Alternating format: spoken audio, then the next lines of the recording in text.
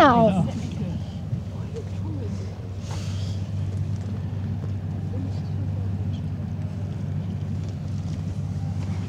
Moin, ihr Landratten. Herzlich willkommen. Moin. Hier ist Hamburg Hafen Live. Fast komplett Hamburg Hafen Live. Ja, wir haben heute ganz viel Besuch. Ja, was ganz Besonderes, ne? Was ganz Besonderes. Fast das ganze Team ist da. Als erstes ein dicker Trost oder ein dicker Gruß an diejenigen, die nicht da sind. Peter und Sandra. Gute Besserung an Peter, mein Lieber. Oder ihr beiden, ihr fehlt natürlich hier. Also insofern verdrücken wir da eine Träne. Aber wir freuen uns natürlich, dass ihr jetzt auch mal die Möglichkeit habt, mal ja, fast das ganze Team zu sehen. Also ich meine, den Herrn da an der Seite in Rot, den muss ich glaube ich nicht vorstellen. Ne? Das ist der Ben mit seiner Kirsten. Dann im Hintergrund steht der Kreativ-Andi. Der ein oder andere hat vielleicht schon mal ein bisschen Bastelei von ihm gesehen. Dann haben wir hier den Remo. Dahinter haben wir den Sebastian Kolze, dann haben wir den Basti Göbel hier hinten, ja, und hier die Antje, die zu dem Remo gehört. Ja, und ich sag mal, die Dame hier im Vordergrund. Ne? Legendär. Legendär, das Herz von Hamburg Hafen Live, ja. Und Haben wir Kirsten auch gehabt? Kirsten Ja, haben wir ja. auch, ja. Ja, und was steht heute an? Also ich hoffe, dass es ein etwas besonderer Stream wird. Wir sind ein bisschen auf Mithilfe angewiesen. Es gehen natürlich die AIDA Nova und die AIDA Sol raus, wie gehabt um 17 und um 18 Uhr. Und ihr werdet schon sagen, was steht ihr denn da draußen? Da kriegt ihr ja überhaupt nichts mit. Da wird Hornbattle sein in der Stadt und ihr hört da nichts von. Ja, aber der ein oder andere kennt den lieben Torben. Auszubildender Schiffsmechaniker bei Hapag-Lloyd, der fährt auf der Callao Express. Die Callao Express ist unterwegs nach Hamburg und das ist die letzte Reise von Torben während seiner Ausbildung. Da muss er noch mal auf die Schulbank. Und Torben hat gesagt, wenn sie reinkommen, er drückt persönlich die Hupe. Das will er sich nicht nehmen lassen und wir haben gesagt, Torben, wir empfangen dich hier am Bubendeiufer. Jetzt hoffen wir, dass alle mitspielen und wahrscheinlich wird sich eine Fähre direkt dazwischen schieben. Ja, bei unserem Glück bestimmt. Bei unserem Glück bestimmt. Aber deshalb haben wir ganz einfach Ist das gesagt, mit dem Tun oder ist das bei ihr? deshalb haben wir einfach gesagt, dass wir ja, hier einfach zusammenkommen. Genau. So. Ja, ich drehe erstmal die Kamera wieder um. Wenn wir auf der zweiten Kamera ein bisschen Synchronisationsprobleme haben, das ist ganz normal. Das ist leider noch eine technische Unzulänglichkeit bei meinem 4K-Setup. Aber da arbeite ich demnächst auch dran. So, jetzt gucken wir erstmal, was hier los ist. Callao Express hat natürlich noch ein bisschen Zeit, bis sie da ist. Und auch die ja, AIDA Nova, hoffen wir mal, dass die halbwegs pünktlich rausgeht, aber hast du noch was? Nein. Okay. Ich gucke hier so ein bisschen im Chat und wir haben halt 2 Zuschauer, die gerne winken wollen und den muss ich gleich noch mal schreiben, weil wir ja noch nicht ganz genau wussten, wo wir uns hinstellen.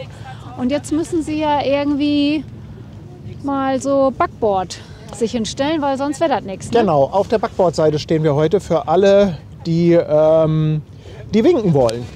Na, für alle, die winken wollen, ja. Dann mache ich das doch hier noch mal schnell. So. Ja, aber ich dachte mir, ich habe ein paar Kleinigkeiten vorbereitet. Und zwar, da wir ja heute quasi hier um das Hornbattle Nova und Sol gebracht werden, beziehungsweise ich euch darum bringe, habe ich einfach noch mal in der Konserve etwas gewühlt und einfach mal, ich glaube, das war das erste in der letzten Saison, auch von AIDA Nova und AIDA Sol. Und ja, dachte mir, ich spiele euch das einfach noch mal aus der Konserve ein.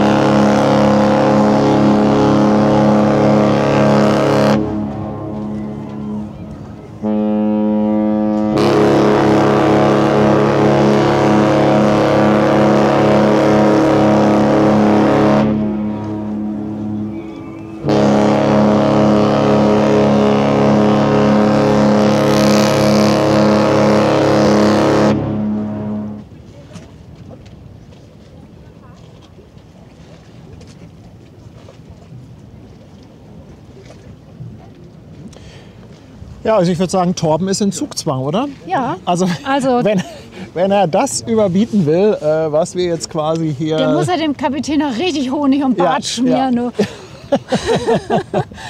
Aber Torben ist, der ist schon so lange dabei, ist halt auch Teil Der ist doch so der charmant, dem kann doch der Community. Kapitän, dem kann doch Ja, da. Also, und Torben ist ein ganz, ganz lieber auch und der macht immer Spaß, der hat auch immer tolle Infos im Chat.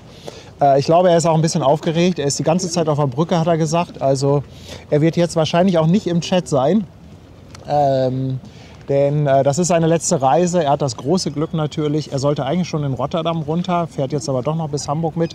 Er hat das große Glück, dass er jetzt quasi bei Tageslicht in den Sonnenuntergang rein die Elbe raufkommt. Und das ist natürlich schon echt was Besonderes. ist ja auch was Emotionales, so die letzte Fahrt während der Ausbildung, ja, ne? Und dann noch ja. so einem tollen Schiff. Ja, absolut. Absolut. Ja, wir haben übrigens eine stabile Windstärke 4 hier. Oh, es ist richtig frisch. Ich habe mich Es auch ist so viel frisch, zu kalt ja. angezogen. Ja, es ist leider Gottes auch so windig, dass das wahrscheinlich diese Dead Cats, also die toten Katzen, nicht schaffen werden. Also wir werden höchstwahrscheinlich heftige Windgeräusche haben. Ich wusste gar nicht, dass wir tote Katzen hier haben. Ja, die nennen sich Dead Cat. Dead Cat nennen die sich, ne? Ja. Also insofern müssen wir leider mit leben mit dieser Situation. Wäre natürlich schön, wenn der Wind noch so ein bisschen nachlässt, ne? Das Schöne ist ja, Sandra und Peter sind ja heute beide richtig im Chat zugange. Vielen lieben Dank. Ja, heute herrscht auch Anarchie im Chat. Wobei, wenn Sandra und Peter Also Peter da ist sind, da, der ist sehr streng. Also Peter ist sehr streng, Sandra holt immer alle ab, aber ansonsten sind alle anderen ja hier vor Ort. Peter mit den Adleraugen, der sieht alles.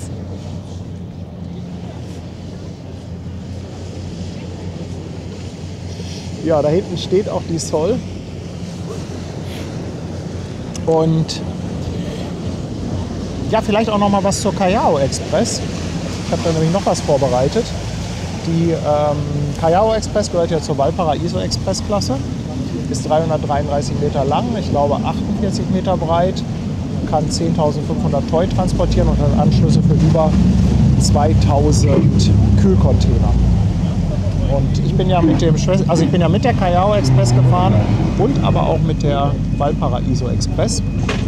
Und Es war noch sehr schöne Reisen, ja, oder? ich habe da irgendwie auch eine ganz tolle persönliche, emotionale Erinnerung dran. Also das war einfach so toll. Deshalb freue ich mich auch, dass Torben jetzt mit der Callao Express kommt. Das war halt auch das letzte Schiff, mit dem ich gefahren bin.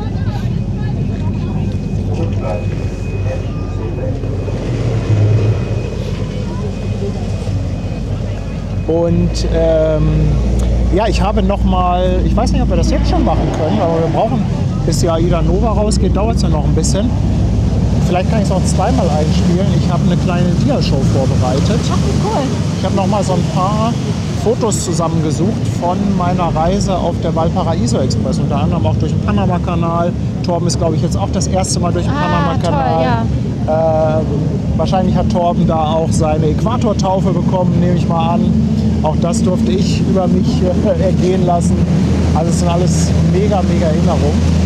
Und ich würde euch gerne noch mal diese kleine Dia-Show einspielen. Vielleicht können wir es ja nachher auch noch mal machen, aber jetzt gerade passt es ganz gut.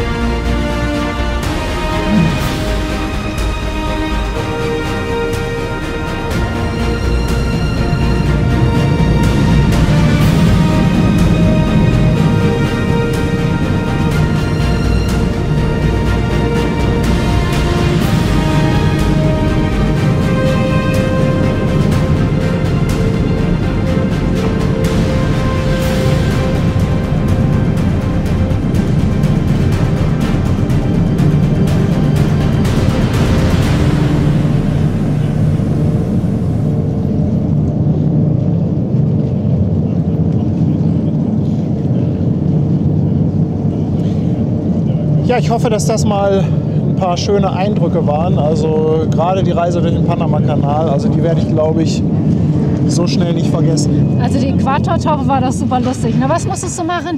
Du musstest auch die Füße küssen, ne? Ja, der Schiffsmechaniker, das war so ein alter Hauding. Und der war ja auch am Anfang so ein bisschen skeptisch, als ich an Bord kam. Und meinte so O-Ton-mäßig, Fotograf an Bord, was soll das denn? Er säuft nur das ganze Bier weg. Und, Vorher kannte der dich vorher schon? und nach der Äquatortaufe waren wir aber Best Friends. Der Robert hatte eben noch mal gefragt, ob du was von der Sonnenfinsternis mitgekriegt hast. Nee, ich habe gar gar nichts davon gar mitgekriegt. nichts. Das ist so an uns vorbeigezogen. Das ist wirklich komplett an uns vorbeigezogen. Komplett.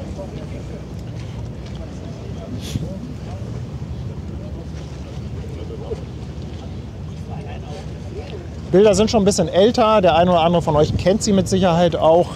Aber ich dachte mir, es kommen ja auch immer wieder neue Zuschauer dazu. Warum nicht das einfach noch mal raushauen? Kann man, glaube ich, immer mal wieder machen. Ne? Gerade so die Fotos. Kann sein, dass davon dann auch welche bei der Ausstellung in dem Schiffshebewerk Ja. hängen. Ich weiß nicht genau, welche sie da genommen haben. Wollen wir mal die Zeit nutzen und jetzt, wo noch nichts los ist, ein paar Dankeschön raushauen? Können Denn ich wir sehe, machen. im Chat ist schon wieder einiges los. Aber weißt du auch was? Wenn das ganze Team hier ist, ne? Die stehen ja alle und quatschen. Eigentlich die können das doch hier mal machen. Ne? Und wir Wollen wir, setzen nicht uns mal, da. wollen wir nicht mal jedem irgendwie so sagen, jeder kriegt mal 10 Minuten Moderationszeit? Weißt du, und wir setzen da uns in das Häuschen, oder? Nein, die können ja sich ein bisschen vorstellen. Sagen wir, jeder kriegt so 10 Minuten, geben wir Genau. die Mikros weiter. Oh, und wenn wir das gleich sagen, dann müssen wir die das Gesichter machen wir, sehen. das ne? machen wir. Aber erstmal machen wir jetzt hier Danke. Erstmal machen wir eine Danke-Runde. Und zwar hat Wasserburg eröffnet. Anja Garlick mit 2 Euro. Andi der Dankeschön. Sattelschlepper mit 2 Schweizer Franken. Er schreibt, ist ja sensationell. Gerwin Marschall, 2 Euro. Grüße vom Sebastian Kolze Fanclub. Oh, Zwergfox ist seit 9 Monaten auf Twitch dabei. Dann der Lars Bach ist seit 5 Monaten dabei. Schreibt, was für ein geiler Anfang. Danke, danke. Mike, 2,49. Die Petra ist da mit 5 Euro. Flo Handbike ist seit 9 Monaten dabei auf Twitch. Danke für deinen Sub. Dann der Paul mit 5 Euro Superchat. Und er schreibt, wir stehen hinten an der Lanai Bar am Heck. Ja, wir gucken mal. Also müsst ihr vielleicht gleich noch mal ein bisschen nerven, wenn es dann losgeht. Stefan K. ist seit 5 Euro, ist mit 5 Euro Superchat dabei und schreibt heute Vormittag noch selber auf der Nova abgestiegen und jetzt wieder zu Hause in NRW. Ja, ich hoffe, du hattest eine gute Reise. Steffen ist seit 10 Monaten dabei, schickt liebe Grüße. Der Tim ist 8 Monate dabei, schickt ein Dankeschön für die tollen Streams. Schwarzbart-Jürgen mit 200 Bits für die 200 Wauzis für Hamburg Hafen Live. Dankeschön. Michaela Aban, 19 Monate auf dem Fischmarkt. Dankeschön. Und Falling Dragon ist mit 52 Euro, oder sind das Schweizer Franken? das sind Schweizer Franken. Schweizer Franken, ne? Weil mein Ja. Tool rechnet das immer um. Also es sind 52, 41 oder 50. 50 Schweizer Franken, Falling Dragon. Schreibt beeindruckende Bilder. Mensch, ganz, ganz dickes Dankeschön. Dankeschön. Du, und hier war jetzt gerade mal eine berechtigte Frage. Wo ist denn Schwester Hansen? Ich bin sofort fertig. Lass mich noch 2 machen, dann geht's weiter. Holger M. ist seit 13 Monaten dabei, schickt liebe Grüße ans ganze Team. Hertus Lübeck, 100 Bits. Und der Ralf feiert 5-monatiges. Ein ganz, ganz fettes und dickes Dankeschön.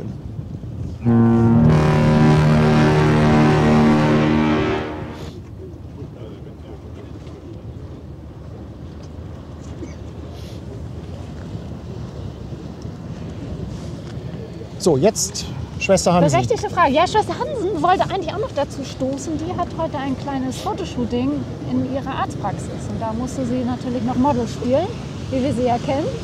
Mit den Beinen von Dolores, wie sie uns ja gestern erklärt hat. Also wir hoffen, dass die hier irgendwann aufschlägt. Ne? Ja, das hoffen wir. Es kann natürlich sein, dass sie sagt, sie ist so kaputt vom Modeln. Ja, aber das werden wir einfach sehen. Nein, die wird bestimmt nachher noch ärmer. So, wollen wir mal gucken, wen wir jetzt mal ans Mikrofon Ja, zerren? ich gucke hier gerade noch mal so ein bisschen hier. D.S. sagt auch Moin, liebe Grüße. Leider mussten Sie die Reise aus Krankheitsgründen absagen. Oh. Mensch, es tut uns so leid. Aber ich denke mal, das wird ihr ja ganz bestimmt nachholen können.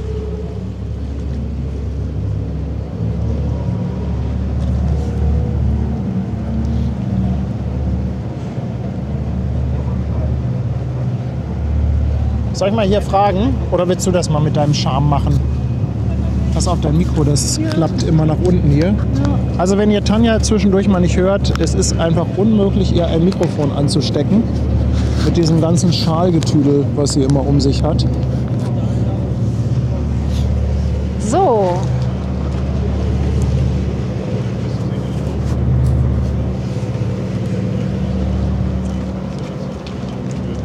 Wir haben uns mal überlegt, eigentlich wäre das doch schön, wenn jeder von euch Lust hat, mal so einen ganz kleinen Augenblick mitzumoderieren. So, wie er mag, so 5 bis 10 Minütchen.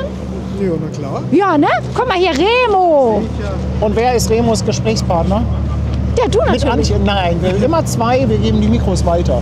Okay. Ich dachte mir, dass ich einfach mal, dass wir beide Ach so, dass du dich komplett aufklicken kannst. die Moderation abgeben. Ich Ach mache so. ein bisschen Kamera. Na dann. Ja. Oh, hi. Hallöchen. Na? Moin, Digga. Na, schön, dass du da bist. Ja, super, Mensch. Guten Dank, Frau. Ja. Wollte nochmal Hallo sagen. Ja, Also, weiter. toll. Wann gewinnt ihr heute? Wir sind schon live. Seid schon live? Sind schon live. Ja. Tschüssi. War das jetzt Krawattekelch? Ja, das ist Krawattekelch. Krawattekelch, ne? Genau. Ja, haben gerade Gute noch Fahrt. Besuch bekommen. Der Fährenfahrer hat noch einmal kurz hier reingeschaut. Sehr cool. Remo, wen möchtest du als Moderationspartner haben? Wen überraschen wir denn? Ich würde sagen, wir überraschen mal Kirsten. Also, pass mal auf, du kriegst mal mein Mikro. Du Ja? musst mal irgendwo da so ein bisschen... So. Und so. Und jetzt müssen wir nur noch Kirsten überzeugen. Die weiß noch nichts von ihrem Glück. Kirsten, dein Typ wird verlangt. Dein Typ wird verlangt. Aber ich doch nicht. Doch, du machst jetzt hier Moderation mit Remo. Oh mein Gott. Da wird gewunken auf der Fähre. Kannst du das mal mit dem Mikro denn machen?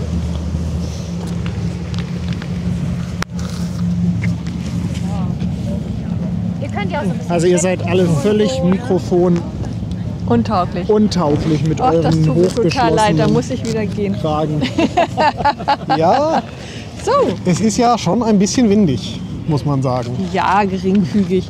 Man kennt das für Hamburg, ne? Genau, Aber Bestes dieser Wind, Hamburger der wird Wetter. dafür sorgen, dass wir morgen schönes Wetter haben. wirklich. Ganz bestimmt. Kann ich mich darauf dann berufen morgen? Ja, hast du zwar nichts von, aber machen wir gerne. Ich werde dich daran erinnern. So, ihr Lieben, na? Und bei euch alles okay? Genießt ihr euer Wochenende? Ist auch fies, ne? So überfallen werden und jetzt Ist hier super. moderieren. Super, Das genau. ist ein Aber so totaler sind wir. Traum. Wir, Ja, wo seid ihr denn stehen geblieben? Wo können wir weitermachen? genau, du hast von der Callao Express erzählt, glaube ich. Genau. Wir sind ja nicht so richtig. Total unvorbereitet. Wir sind ja müssen nicht so jetzt richtig hier- online heute, Ja, das müssen wir sagen. Wir schauen ja zwar live zu, aber leider lesen wir relativ wenig im Chat. Remo, vielleicht stellst du dich mal ganz kurz vor. Vielleicht mal so ein paar persönliche Worte. Ja, guter Plan. Viele kennen mich ja noch nicht, kennen mich nur aus dem Chat. Ich bin Remo, ich wohne in Österreich. Bin sehr gern Moderator bei Hamburg Hafen Live. Habe zwischendurch natürlich noch einen normalen Job. Deswegen bin ich dann zu den üblichen Bürozeiten so gut wie nie online. Ja, wie gesagt, wohnen tue ich in Österreich. Bin dort in der Bank tätig, relativ langweilig. Und bin dann immer ganz froh, wenn ich ein bisschen Ausgleich habe. Ich komme ursprünglich hier oben aus dem Norden. Hört man das eigentlich? Ja, da glaube, unten du in bist Österreich erzählen sie mir immer, dass man das hört. Ja, also den- für, das den ist dann halt so Österreichern- dieses Problem, da bist du jetzt schon so lange in Österreich, dass wir sagen, naja, also das hört man total, dass du aus Österreich kommst. Schon, okay, Und das ist gut. Ja, jeder Österreicher würde sagen, oh Gott, dieser norddeutsche Slang.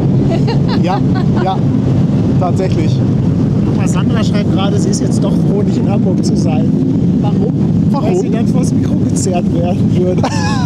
Auch diese Chance werden wir noch haben und ergreifen. Versprochen. Sandra, der Chat vergisst nichts. Und wir auch nicht. Und wir auch nicht. Genau. Ja, da freue ich mich tatsächlich schon richtig drauf. Der Hafengeburtstag naht, man sieht das auch schon überall. Gestern waren wir ein bisschen in Bergedorf unterwegs, selbst da, das ist ein kleiner Fleet, wo wir gewesen sind, hat dann ein Kartenverkäufer für irgendwelche Schiffe, ich weiß es nicht, angeboten, Fahrt zum Hafengeburtstag. Wir haben uns überlegt, durch welchen Tümpel er da fahren will, aber naja, scheint wohl möglich zu sein. Ah, und Ja. dann ist Sandra da und Peter. Habt ihr Okay. das auch? Wir wissen noch nicht, ob wir es schaffen. Das hängt davon ab, wie Antje arbeitet. Die kriegt ihren Dienstplan immer erst einen Monat vorher. Das heißt, wir können dann jetzt irgendwann im April sagen, wie bei uns der Mai ausschaut. Arbeitstechnisch sieht es bei mir relativ entspannt aus. Da gibt es die Chance, dass wir dann hier nochmal herkommen. Aber das werden wir leider nur kurzfristig entscheiden können. Das ist immer so ein bisschen schwierig mit uns, eben wegen den ganzen Dienstplänen. Aber ja, wenn es irgendwie möglich ist, wäre das schon sehr cool, muss ich sagen. Ich hab richtig Bock drauf auf Hier ist gerade eine interessante Frage. Wie seid ihr eigentlich dazu gekommen, Moderatoren bei Hamburg Hafen Live zu werden? Ja, wie die Mutter zu ihrem Kind. Ne? Genau. Das mit den Forks und der Assimilation. Wir sind nicht schnell genug weggelaufen. Ja, bei mir war es ja eher so mitgefangen, mitgehangen. Ben hat Paddy kennengelernt und ja, irgendwie hat sich das dann mit dem Chat entwickelt. Ja, Und bei euch? Du warst, glaube ich, ja, schon da. ich habe Antje hinterhergezogen. Ich war schon da. Ich habe Paddy immer genervt, wenn der Ton nicht funktioniert hat. Dann habe ich immer im Chat so lange geschrieben, bis er das gelesen hat. Erinnerte mich. Und irgendwann hat er dann gesagt, okay, damit ich den Kerl ein bisschen im Griff habe, muss ich den zum Moderator machen. Dann kann ich ihn zu Sachen verpflichten. Zum Beispiel zum Stillsein. Nein, nicht ganz so. Aber ja, Aber ich glaube, da erinnere ich mich noch dran. Ich habe auch dann eine Zeit lang, war ich ja ein bisschen reger im Chat. Also ich muss echt zugeben, ich nehme mich da jetzt auch so ein bisschen zurück, weil ihr das so super macht. Dankeschön. Und dann kümmere ich mich lieber um das Leib und Wohl meines Mannes oder andere Dinge. Und genau, weil dann wird es dann auch einfach zu viel. Und wenn dann mal alle keine Zeit haben, dann springe ich mal sehr, sehr gerne ein und unterstütze das Ganze. Aber ich erinnere mich, so die ersten Ja. Male, da hast du immer noch geschrieben. genau, und die dann- Sensorflecken, das waren so meine. Ja. Ja, wer Sensorflecken findet, der durfte sie auch immer behalten. Ja, ich hatte sie alle. Eine große Sensorfleckensammlung, hervorragend. Genau. Nee, aber gut, und dann kam dann irgendwann der Moment, da machte ich dann den Chat an und da war ich auf einmal blau, aber nicht betrunken. Okay. Und war dann Moderator. Ja, und da warst du dann, glaube ich, auch sofort mit dabei, ne? Ich war relativ spät. Ich glaube, ich war nach euch. Da wart ihr schon Moderatoren. Aber am Ende ist es an alles relativ ähnlich, weil das Thema natürlich ist, dass so ein Kanal in dieser Größe und in diesem Aufwand ein bisschen Betreuung braucht. Ja. Wenn du 1, 2, 3 Zuschauer hast, die du vielleicht auch noch kennst, dann ist das was anderes. Aber mit Nee, die Zeit, die habe ich nie miterlebt, wo das so 1, 2, 3 Zuschauer waren. nee, aber als es halt tatsächlich, ach Gott, was waren wir froh und haben wir uns gefreut über die wachsende Zahl und wie toll Ja. und diese Treue und dieses Interesse und auch so das Feedback, was man immer bekommt und ja, wo wir natürlich echt dran arbeiten, dass das weiter so bleibt, dass sich alle gut fühlen. Ne? Genau. Und das braucht halt ein bisschen Energie. Und was man, glaube ich, auch, was man mal sagen muss, ist natürlich auch, wie das Ganze gewachsen ist. Also nicht nur ihr als Moderatoren, zum Beispiel auch Ben, der halt natürlich diese ganzen History-Geschichten macht, ne, der immer öfter dabei ist. Also das ist schon, da bin ich auch sehr, sehr dankbar, dass wir euch kennengelernt haben. Ja, wir haben ein neues Bücherregal. Nee, also es ist echt, aber auch macht richtig viel Spaß. Ne? Und wenn man sich das dann so anguckt, wie Ben sich da reinkniet und wenn er dann da irgendwelche Sachen dann aufdeckt. Und ja, man geht mittlerweile aber auch selber ganz anders durch seine Stadt. Jetzt heute, als wir hierher gefahren sind, also abgesehen davon, dass das unfassbar voll war, wir sind durch die Spaldingstraße gefahren. Ich so, ach guck mal, da ist das Spalding-Kontor. Ja, dann kommt dann direkt auch gleich. Ja, das ist aber ganz neu, das ist nicht interessant, das ist neu gebaut. Ja, das Wissen von Ben ist echt unglaublich. Aber als wir heute hergefahren sind, sind wir am Chilehaus vorbeigefahren. Ach, wunderschön. Und dann hat Antje gesagt, ach schau, das Chilehaus, hat Ben doch gerade von erzählt. Ja, das ist halt das Tolle, ne? Das ist so das, was bleibt und Ja. das ist so das, was man dann auch gerne den Menschen mitgibt. Und wenn sie dann durch die Stadt gehen und irgendwas sehen, also lernen ja selber auch, als ich mit Ben dann so probeweise 1-2 Mal durch die Stadt gestromert bin, um diese ganzen Kontorhäuser auch schon mal vorher anzugucken, mal so abzuschätzen, wie umfangreich wird das Ganze, kriegen wir das in einen Stream oder müssen wir da 2 draus machen. Als wir dann in diesem Hindenburghaus waren, gegenüber vom Rathaus, also wo ja wirklich jeder schon gewesen ist und wahrscheinlich jeder auch schon dran vorbeigegangen ist. Das sieht von innen einfach so fantastisch aus. Ich kann es wirklich nur jedem empfehlen, da einfach mal reinzugehen. Also wer hier wirklich mal in der Woche auch in Hamburg ist, der muss da rein, weil das ist einfach wunderschön. Und das habe ich wohne seit 20 Jahren in Hamburg. Ich habe es jetzt vor ein paar Monaten das erste Mal gesehen. Ja. Und das ist das Faszinierende an Hamburg und an so dieser ganzen Region um den Hafen herum. Du lernst immer noch was Neues kennen und das ist immer wieder interessant. Ja, diese Mischung aus sehr, sehr historisch und modern Ja. und das passt trotzdem alles zusammen, Ja. ist toll. Haben wir irgendeine Frage im Chat überlesen? Mit Sicherheit einige. Ich habe jetzt auch nicht drauf geachtet, aber wir haben noch ein Schiffchen, was hier reinkommt. Ich sage aber Okay. mal ganz herzliche Grüße an Stefan Schäfer. Dich haben wir ja letzte Woche auf der Fähre gesehen. Ein sehr nettes Gespräch. Ich nehme mal dem Remo das Mikro kurz ab. Also ich finde das gerade sensationell, wie ihr nach einer kurzen Aufwärmphase plötzlich losgesammelt habt. Wir Und können uns ganz, unterhalten, wir reden miteinander. ganz toll und ganz charmant, wie ich finde.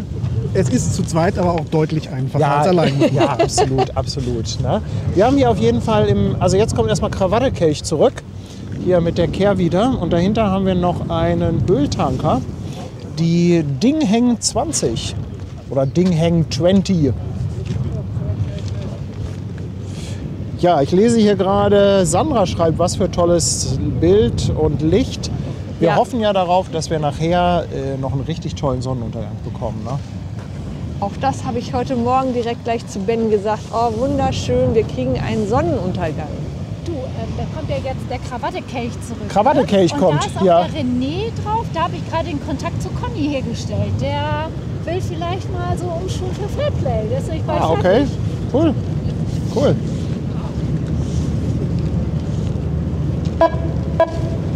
Jawohl, ja. Das lieben wir. Und die sind nämlich Verstärker heute, weil hier fahren echt viele Fähren. Ne? Also Ja. richtig Also es ist Attacke. richtig. Es ist wirklich, wirklich voll in Hamburg. Wir haben ein besonderes Event auch wieder. Es gibt heute einen 60 Kilometer Gewaltmarsch.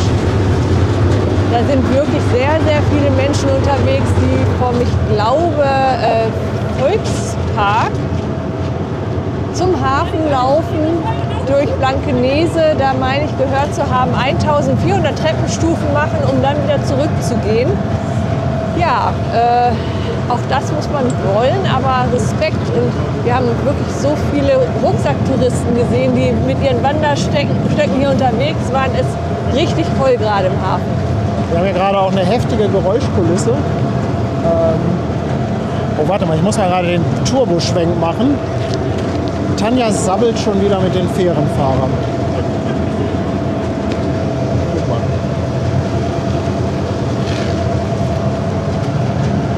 Tanja kennt immer alle Fährenfahrer. Ja, das ist doch Ja. großartig. Und ich bin mich haben sie eben nicht mitgenommen. Ja, Also das heute. wird Ihnen auch nie wieder passieren. Wenn die jetzt jemanden mit einem Bollerwagen vor dem Eingang sehen, dann werden Sie den auf jeden Fall reinlassen, egal ob du das bist oder jemand anderes. Einfach nur, damit das nicht nochmal passiert. Der eine oder andere hat das ja vielleicht mitbekommen. Die A7 ist wieder gesperrt, der ganze Elbtunnel in beide Richtungen. Und Das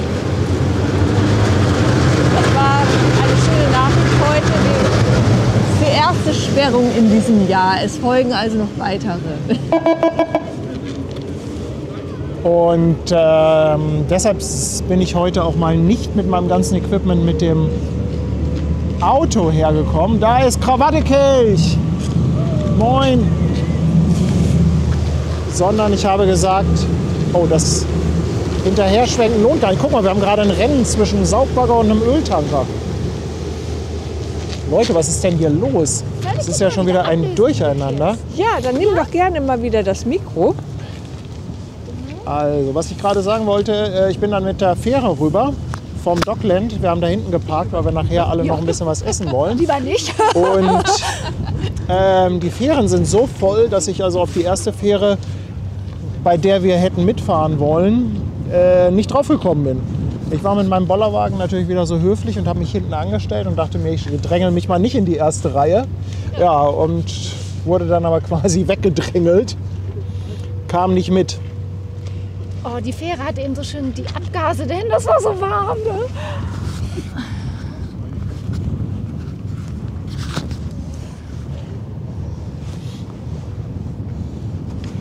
Ja, und gleich müsste es eigentlich dann auch schon bei AIDA Nova losgehen. Oh, guck mal, was das für ein tolles Bild ist hier, die beiden.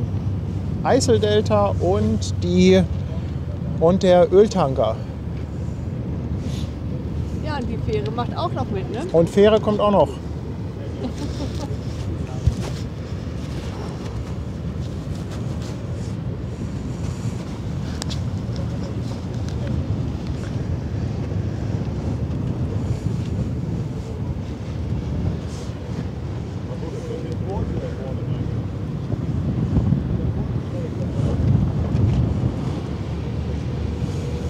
So, falls noch jemand vorbeikommen möchte mit einem Glühwein, herzlich gerne. Ja, also wir hätten da so ein paar Abnehmer für euch, ne?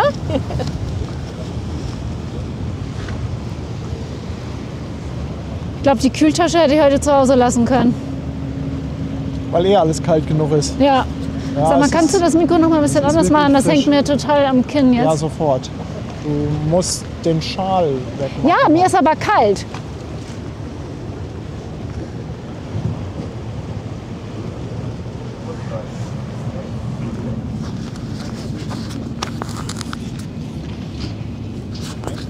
So, ist das besser? Geht doch.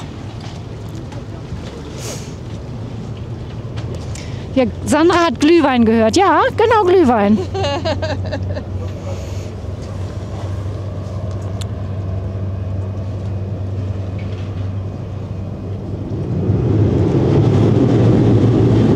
Der ist aber auch flott unterwegs, ne? Guck dir das mal an. Ja.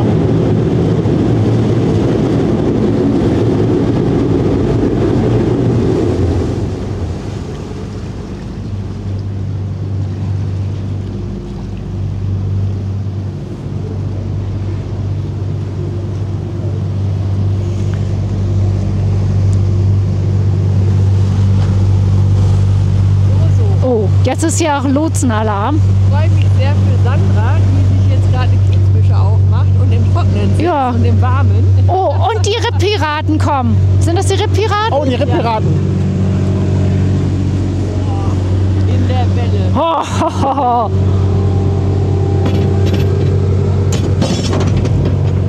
Boah, jetzt kommt hier aber eine Welle.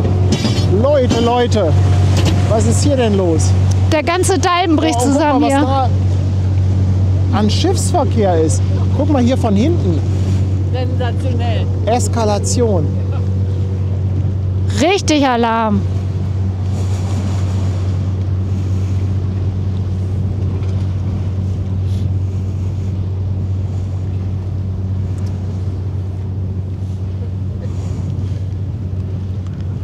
Ich sehe hier gerade, Susanne möchte wissen, ob hier im Hamburger Hafen eigentlich jeder jeden überholen darf.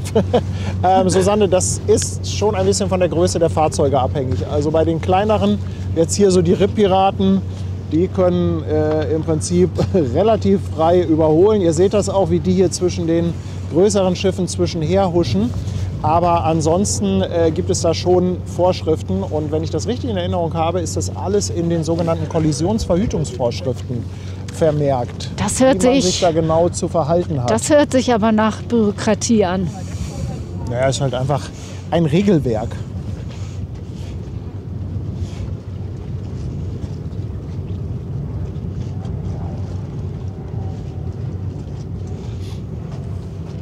Guck mal, der Ralf ist seit 5 Monaten dabei. Oha. 5 Monate, Ralf. Klasse. Dankeschön. Dirk Bütow lässt 20 € Superchat da und er schreibt, er möchte gerne die Fotoserie haben und das Horn der Artania. Horn der Artania gibt es gleich. Fotoserie, es gibt die Möglichkeit, immer noch meinen Bildband Seafarers zu kaufen. Den findest du bei uns im Shop und da sind diese Fotos alle mit drin. Vielleicht kann ich dich damit ja glücklich machen. Mach mal einen Punkt. Ist 9 Monate auf Twitch dabei. Master Jan, 2 Monate. Caro, 5,99 und Ares, Mensch. Ares, hallo Ares, mein Lieber. Ganz, ganz liebe Grüße. Die haben wir eben getroffen. Ach, ja, wie cool. Die haben wir am Dockland getroffen, die ganze Family. Caro, Ares. Also ganz, ganz liebe Grüße. Die sind auch hier ein bisschen am Kreuzfahrt gucken. Ach, wie Kreuzfahrer toll. gucken. Ja, Ares, ganz, ganz großer Kreuzfahrt-Fan. Die stehen, glaube ich, jetzt am Dockland. Easy Crossy ist seit 8 Monaten dabei. Tony Roberts, Good Vibes Only, hello from Washugal. Tony, welcome. Hello. Nice to see you. 20 bucks.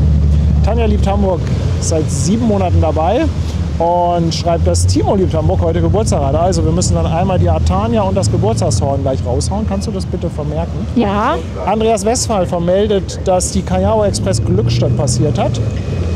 Wir hatten auch schon ein Geburtstagskind hier vorhin im Chat.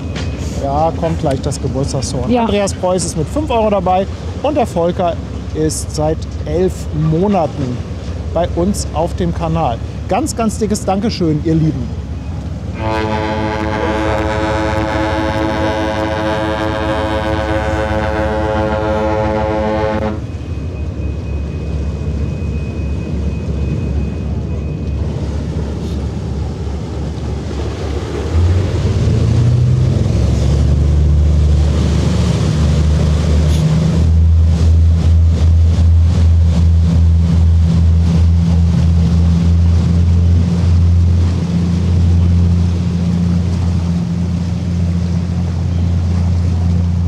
Also,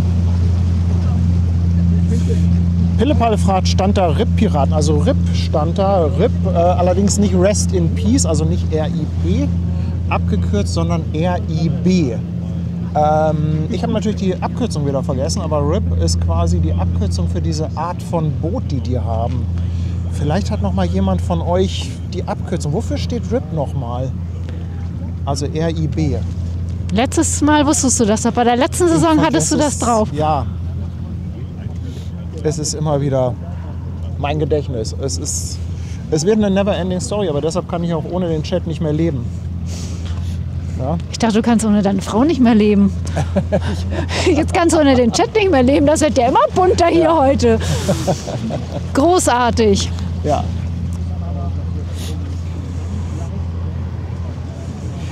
Ja, und dann jetzt vielleicht eine gute Gelegenheit, mal gerade das Geburtstagshorn rauszuhauen, oder? Ganz, ganz liebe Geburtstagsgrüße an alle, die heute ihren Ehrentag haben.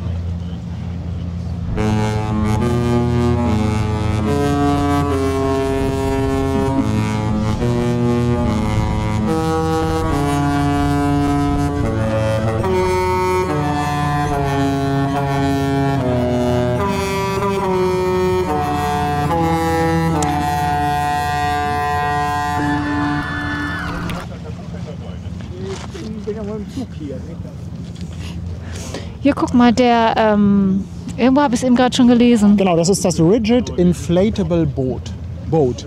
Und das ist im Prinzip, die Übersetzung ist Festrumpfboot. Danke, ihr Lieben, mein Brain.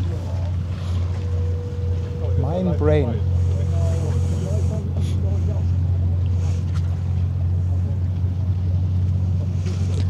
So, das war hier gerade ein Riesenauflauf, ne? Jetzt sind sie alle wieder weg, du. Ja.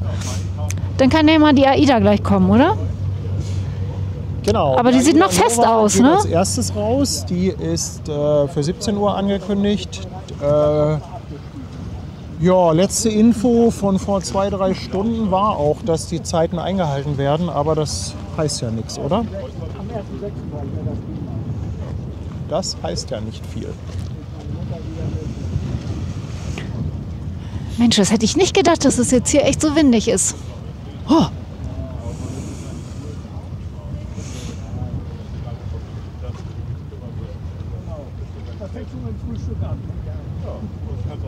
Ja, der Wind ist schon amtlich. Windstärke 4. Ich kann ja mal die anderen Wetterdaten gerade einmal abrufen. Oh, wir haben jetzt sogar eine Windstärke 5 hier am Seemannshöft. Oha. Das entspricht einem Wind von etwa 16,5 Knoten aktuell. St. Pauli-Pegel ist bei 4,17 Meter. Wir haben ablaufendes Wasser jetzt schon, also schon Richtung Ebbe. Und ja, Strömung liegt bei 36 Zentimetern pro Sekunde. Ja, das ist eigentlich so das Wichtigste, was ich hier habe. Genau.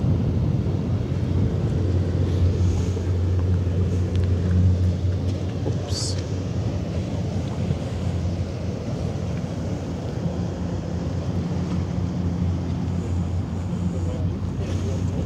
Gucken, vielleicht ist der Lotse schon unterwegs zur Soll.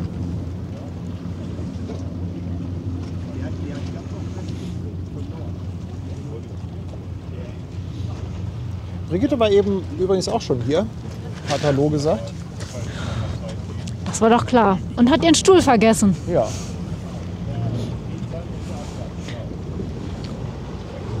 Aber den nehmen wir natürlich nachher mit. Ist ja Ehrensache.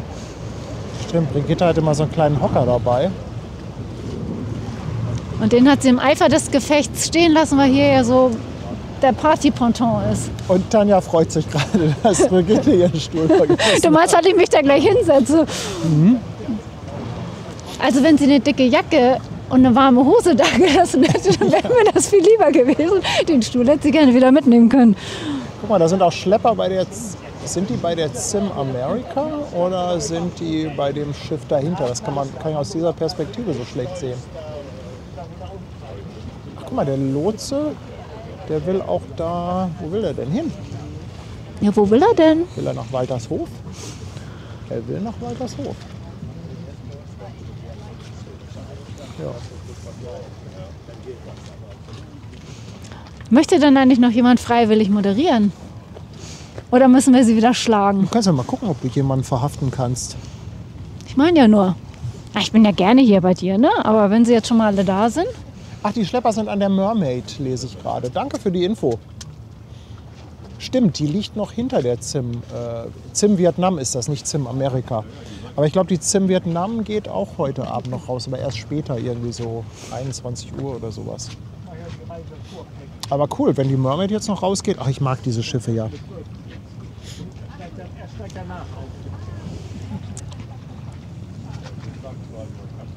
Guck mal hier, der Henning schreibt, also Aida Soll wird nicht grüßen. Dort ist Stand jetzt ein Techniker im Mast. Ihm fliegt sonst das Gehör weg, wurde gerade auf der Nova durchgesagt. Oh Mann. Oh, dann haben wir aber so gesehen Glück in Anführungszeichen. Weil wie gesagt, wir haben ja heute bewusst hier diesen Standort gewählt, wo wir von einem vermeintlichen Hornbattle nicht so viel mitbekommen würden. Ja, aber wir haben das Hornbattle ja jetzt auch schon ein paar Mal gehabt. Heute ist ja wirklich mit der Hapag-Lloyd, die sich mal nicht ändern. Torben ist aber echt wird auch im gut. Zugzwang. Ja, Also, wenn er das verkackt, dann gibt es Chatkeile. meinst du? Chatkloppe. Und das will niemand. Niemand will das. Chatkloppe, ja. Guck mal, der Jörn sagt gerade, Anfang Mai sind sie im Gin-Hotel. Ja, da waren wir gestern Abend, haben da so kleine Absacker uns genehmigt mit dem Team. War richtig klasse. Aber gestern war der Sonnenuntergang nicht so schön wie am Donnerstag. Nee. Donnerstag in dem Stream hatten wir ja wieder Riesenglück mit dem Sonnenuntergang. Aber gestern war nicht ganz so dolle. Ich hatte da auch noch ein kleines Video gemacht. Ich muss mir das nochmal angucken. Ich hatte da noch gar keine Zeit zu, so damit ihr mal seht, wie das da oben aussieht für unsere Lounge. Ja.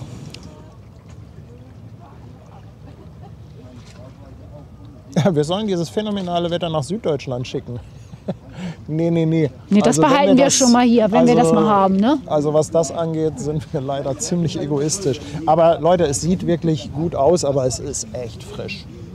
Es ist echt frisch.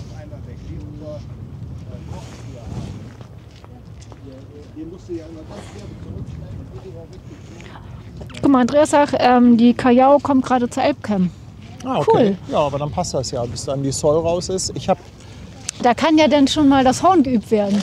Moin, ich habe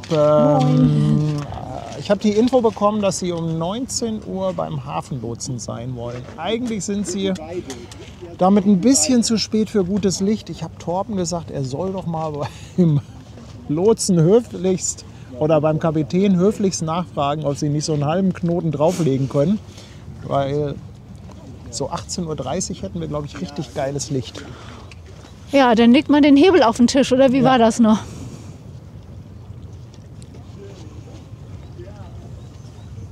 Aber schön, dass wir die Mermaid gleich noch haben. So, wen wollen wir denn jetzt mal vors Mikro holen? Ich bin ja schon da. Guck mal, die sind alle Die weg. sind alle Die sind abgehauen. alle abgehauen. Ist nur Antje da. Oh, die sitzen da alle in dem Häuschen. Ja, aber Antje ist doch super. Antje ist super. Ja, aber ich brauche ja jemanden. Ja, Ich kann ja nicht mit mir selber reden. möchtest du mit Antje reden? Oder Ja. soll ich das? Mir egal. Komm hier.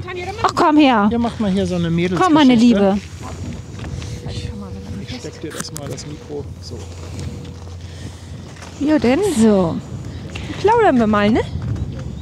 so, warte Mach mal. ein schönes Foto von der Elfi, Remo. Wir brauchen neue Fotos für die Wand. Das ist super. Ja. So, So, das ist jetzt die Antje, ne? genau. Norddeutsch und irgendwie doch nicht mehr Norddeutsch. Na, erzähl doch mal so ein bisschen von deinem Werdegang, wie du aus Norddeutschland nach Österreich gekommen bist. Wie ich nach Österreich gekommen bin. Ja, mit meinem Mann zusammen, ne? Beide eigentlich Nordlichter.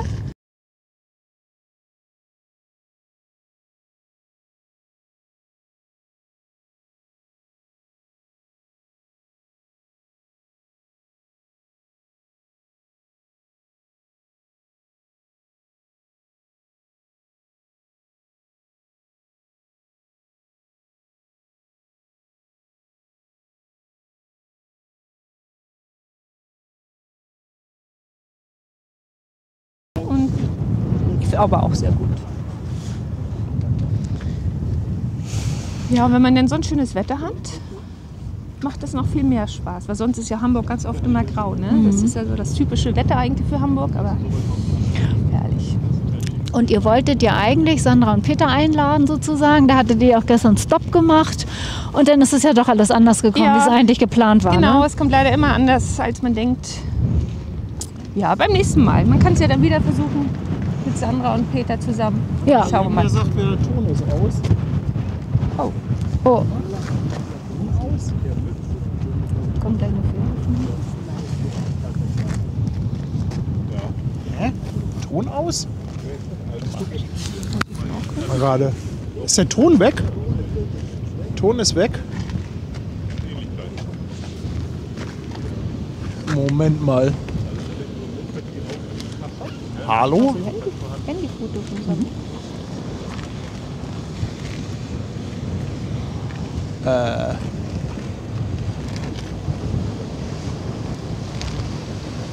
Es ist wieder da. Ach so, war nur ein kurzer Aussetzer. Ja, der Chat ist leider immer so ein bisschen hinterher. okay. Also dann probieren wir es doch nochmal. So, Ton ist da, alles wieder gut. Sind wir wieder da? Dankeschön. Ja, überall Fans mittlerweile, ne? Ja, wir haben ja wieder ein bisschen Action von der Fähre. Wie cool. Ups. Jetzt Geht schon lange wieder. Also der Chat. Das Problem ist, dass einige immer hinterher sind. Es sind immer nicht alle live. Und wenn die natürlich 5 Minuten hinterherhängen, Ja. dann schreiben, die Ton ist weg, obwohl wir seit 5 Minuten da sind. Genau. Vielleicht schalte ich das mal ab. Man kann das abschalten, dass man im Video hin und her spulen kann. Wäre eine gute Vielleicht werde Idee. ich das mal abschalten, dass man dann immer live ist. So, Ja, dann das wird's ist doch wieder super. ruhiger, wenn die Fähre weg ist. Wir hatten noch mal so einen schönen Banner und da ist Anja denn immer, Schwester Hansen, wie so ein Nummerngirl und da hier den Anleger rauf und runter gelaufen und dann konntest du den QR-Code scannen. Das war lustig. Hat sie gut gemacht. Das kann ich mir gut vorstellen, ja. Ach, sieht so aus, als ob bei der Nova ein bisschen was passiert. Ja, das ist ja super. Hauptsache der Techniker sitzt nicht mehr im Mast. Aber sehen wir die Nova von hier aus? Nein, nein. Nee, ne? Nur die Sol. Kommt gleich. Ja. Ah. Ja. Also so große Schiffe habe ich auch schon lange nicht mehr gesehen. Zuerst geht doch die Nova raus, ne? Genau. Was haben wir da denn für einen kleinen Segler noch? Der ist ja auch süß. Mare Friso. Ach, das ist die. Ach, ich könnte es mit Wo meiner siehst du Brille ja den gar nicht Segler? sehen. Da. Ach, da. Kommt hinterm Dalm hervor. Oh, dann muss ich meinem Mann sagen, dass er die Kamera Du schnappen soll. kannst auch fotografieren, sonst wenn du das machen Ja, aber er möchtest. hat das Größere gerade drauf. Okay, Also wir wechseln. das ist sozusagen also eine Familie. Ja, es hat zwar jeder seine Kamera, aber die Objektive, die wechseln wir. Ah, sehr cool. Oh ja, das war ein schönes kleines Segelschiff. Ah, jetzt nimmt mein Mann doch meine Kamera, bitteschön. So viel Brennweite ist auch nichts. Stimmt. Und, kommen Fragen? Ja.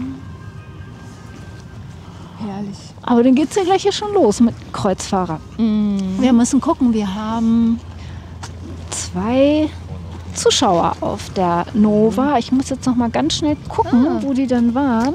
Ja, wenn Sie dann runterwinken, wie Sie sehen können. Ich muss mal ganz genau gucken, wo die stehen.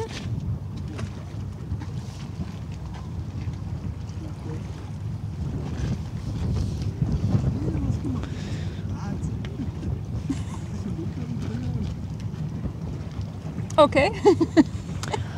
Ach, die Kathleen, die stehen Steuerbord, also sehen wir die gar nicht. Ah, schade. Aber der Paul, die sind am Heck bei der Lanai Bar. Ja, da müssen wir dann ja Die mal gucken, wenn müssen sie wir schauen, vorbeifährt, ne? So, kommt ein Schiffchen vorbei und die ganzen Fotografen eskalieren hier. Ja. Das ist ein schönes Bild. Was haben wir denn? Mare Frisum oder? Ja, Sehr schön, ja. Die schaut sehr schön aus.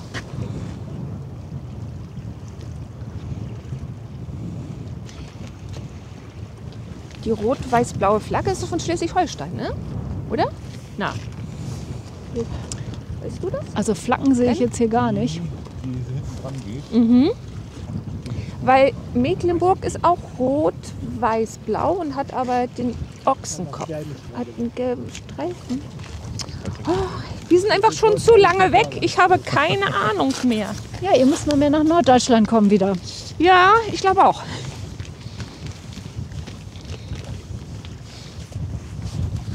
So.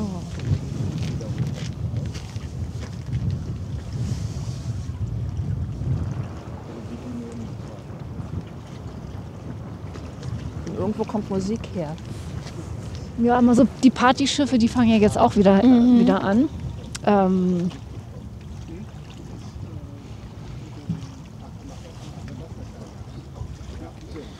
Aber ein echt schöner Blick.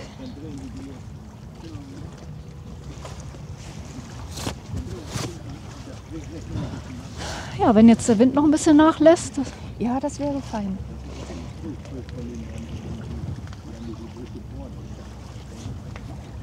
Der Andi ist auch fleißig am Erklären. Kann das sein, dass sie die Mermaid nur verholen und dass sie die jetzt rückwärts nach Waltershof reinziehen? Ja, könnte ja sein, ne? So ein bisschen danach aus, ne?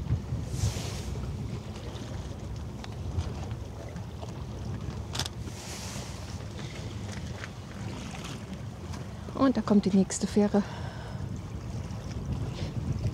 Bis wie viel Uhr abends fahren die Fähren hier? 22 Uhr, 23 Uhr?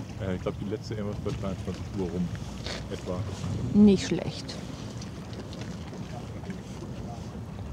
Also wie das allgemeine öffentliche Verkehrssystem draußen, ne? Wie die Busse und so.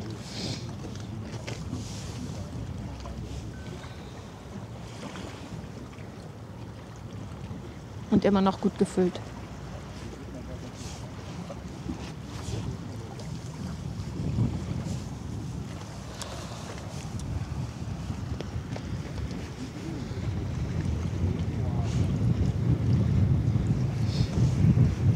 Ja, wir sind eben gar nicht, als wir rübergefahren sind, wir kamen ja auch alle vom Dockland. Wir haben da ja alle geparkt heute, weil der Elbtunnel ja gesperrt ist.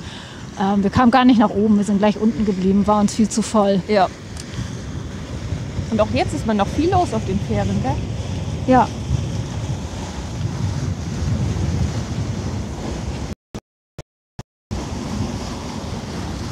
Und alle schauen sie, was wir hier machen.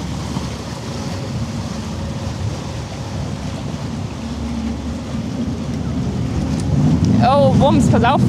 Ah, nee, diesmal nicht. Das ist hier die Vorhand einmal ordentlich gegengelegt. Wir haben ja wieder ordentlich Fährenballett.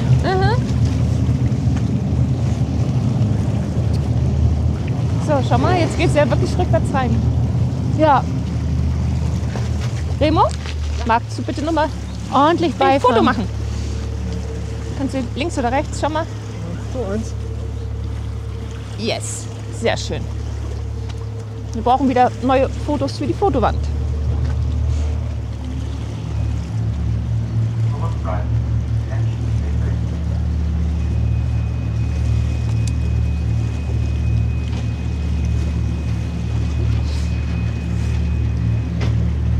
Schaust du mal noch, welche von den Zuschauern auf der AIDA mit sind, oder? Ja, da gucke ich auch. Ich hoffe, dass wir das alles eingefangen kriegen heute. Ja, da stehen sie wahrscheinlich auch an Deck und machen sich bemerkbar. Hoffentlich. Bestimmt. So, gleich ist sie drin.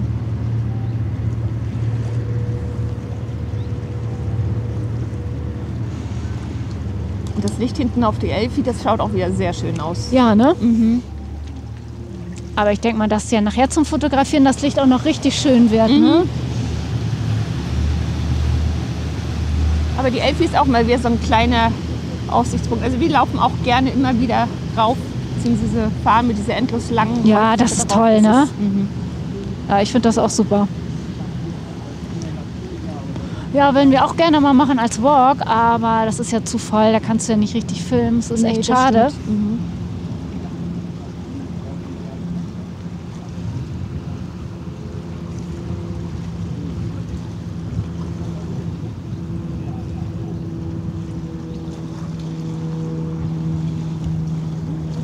Ja, überall wird jetzt fotografiert hier hinter uns.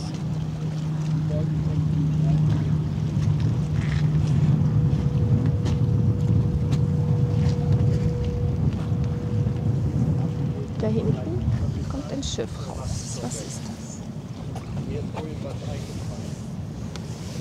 Das muss ich mal selber schauen. Und der Robert fragt nochmal, wer denn gerade mit mir am Mikrofon ist. Das ist die liebe Antje aus dem Team. Antje ist extra aus Österreich angereist mit dem Remo vom Team. Wir haben hier heute ja so ein bisschen Team-Meeting, irgendwie so spontan, ganz toll. Genau. Ja, Einmal allgemeines Treffen Ja. am Wasser. sonst immer nur im Chat. Heute mal live dabei, ne? Das ist doch auch toll.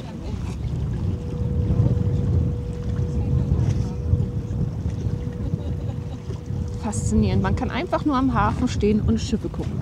Ist doch herrlich, oder? Das ist einfach herrlich. Deswegen kann ich verstehen, dass so viele immer zuschauen. Es ist wirklich spannend.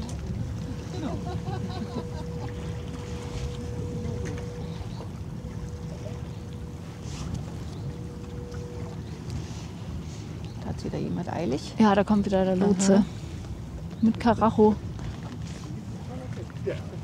Liegen nicht auch Flusskreuzer hier in Hamburg heute? Ich glaube, ich hatte irgendwie sowas gesehen. Flusskreuzer? Okay.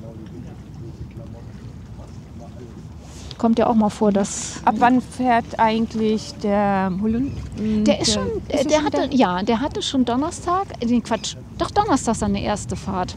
Ah. Und der fährt nachher täglich oder nur? Der fährt täglich, ja. Morgens hin, abends zurück. Es sei denn, das Wetter lässt es mal nicht zu. Ich glaube, letztes Jahr war wirklich ein paar Mal, dass er wirklich tatsächlich nicht fahren konnte. Ja, aber das ist auch ein Erlebnis. Einmal Helgoland und wieder Retour.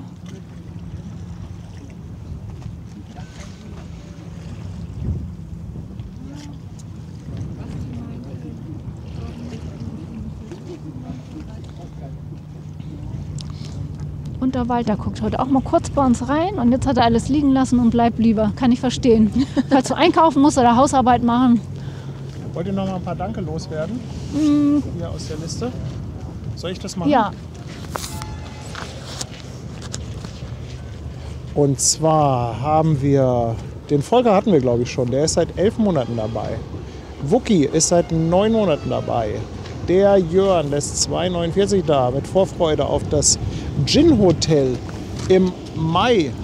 Ach, das hatten wir, glaube ich, schon. Ja, auf jeden Fall wünschen wir euch da viel Spaß. Rea Strickliesel ist seit 3 Monaten dabei. Rea, Dankeschön für deinen Sub. Dann der Sönke mit 5 Euro. Herzlichen Dank. Und er sagt, nach getaner Gartenarbeit liege ich schön in der Badewanne und genieße Hamburg Hafen Live. Ja, Badewanne, glaube ich, hätte Tanja heute auch Bock drauf. Dann haben wir Baby Ocean mit 16 Monaten auf der Reeperbahn. Herzlichen Dank. Mike Fassbender, 2,49. Dirk Bütow, 2 Euro Superchat. Und er sagt -2 für entgangenes Frauengespräch. Okay. Susanne aus Lippe, 5 Euro für Glühwein. Den nehmen wir gerne heute. Dann haben wir den Reiderländer. Die Reiderländer Arroganz ist seit 5 Monaten auf der Speicherstadt dabei. Herzlichen Dank. Wild Hornet, 5 Euro Superchat. Bitte kurz auf die vordere, obere AIDA Nova Leuchtschrift zoomen. Da drüben wird gewunken. Wir versuchen da dran zu denken gleich. Vordere, obere AIDA Nova Leuchtschrift. Okay. Rolf Hinrichs, 7,77 Euro. Danke dir. Bahnfilmer Andi ist seit 14 Monaten dabei. Nilsi auch seit 14 Monaten. Und der Johann auch seit 14 Monaten. Und er schickt nochmal Geburtstagsgrüße für seine liebe Frau Sandra. Dankeschön. Dankeschön.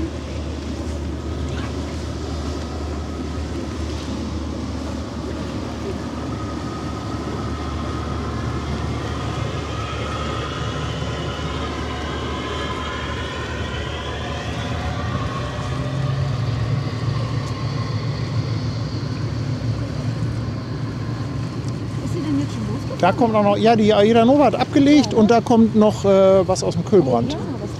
Oh ja. Hopp.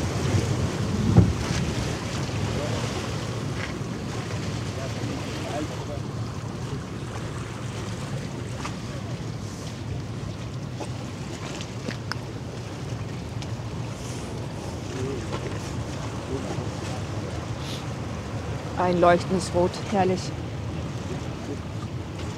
Stehen da wieder die Fotografen mit ihren gezückten Kameras. Mhm. Genau vor der Elfi, herrlich.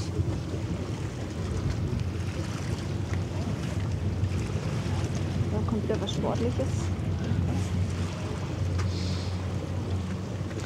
Ja, so viel Verkehr kann man auf dem Bodensee nicht bieten.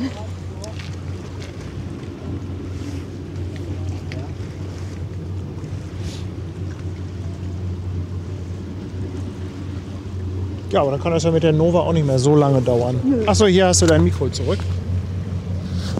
Oder warte mal, ich nehme mal Antje das wieder weg. So. Ich wieder da. Du, ich habe gar keine Ahnung. Weißt du, was das ist, die rote, die da kommt? Die rote, muss ich mal gucken, ob ich das lesen kann. Die Mick ist das. Mick heißt sie.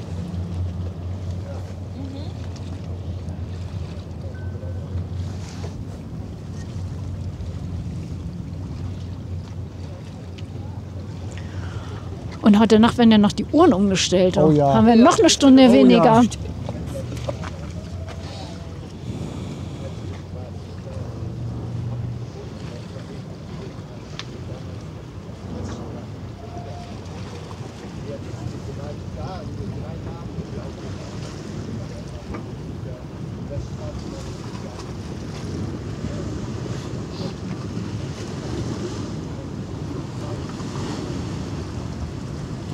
Die Fähren kommen hier aber auch angerauscht heute. Ja, die sind sehr flott heute, ja. Die haben Rückenwind.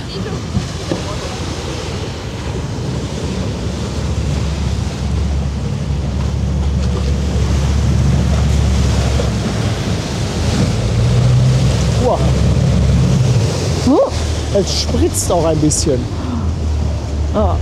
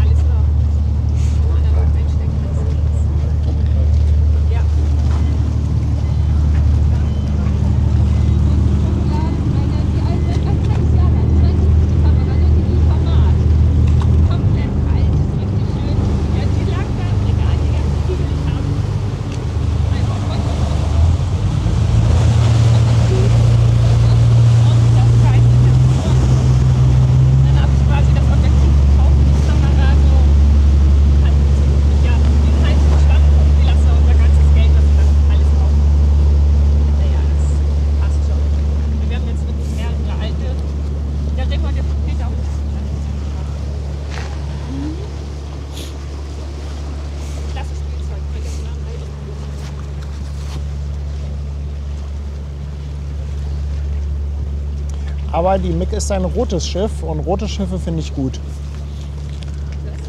Auf jeden Fall. Hättest du gerne gesehen?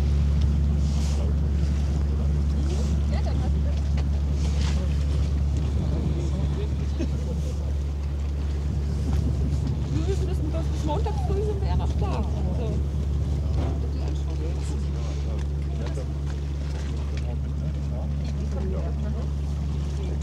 Kriegt ihr denn den Halunda-Jet nachher eigentlich auch noch mit? Wann kommt denn der? Kommt immer ein bisschen später, ne? Glaube ich nicht. Das glaube ich nicht. Schauen wir mal. Dass sie vielleicht nochmal auf einen Café oder sowas mit den beiden Sebastians. Was machst du eigentlich sonst? Linear arbeiten? Nur Fotografie oder was? Nee, was machst du? Ja, auch so. Und deine Frau? Also ich von der Dings, Okay, welche? die ist auch, da ist die Familie. Ach, Nova hat abgelegt. Hallo! Hallo!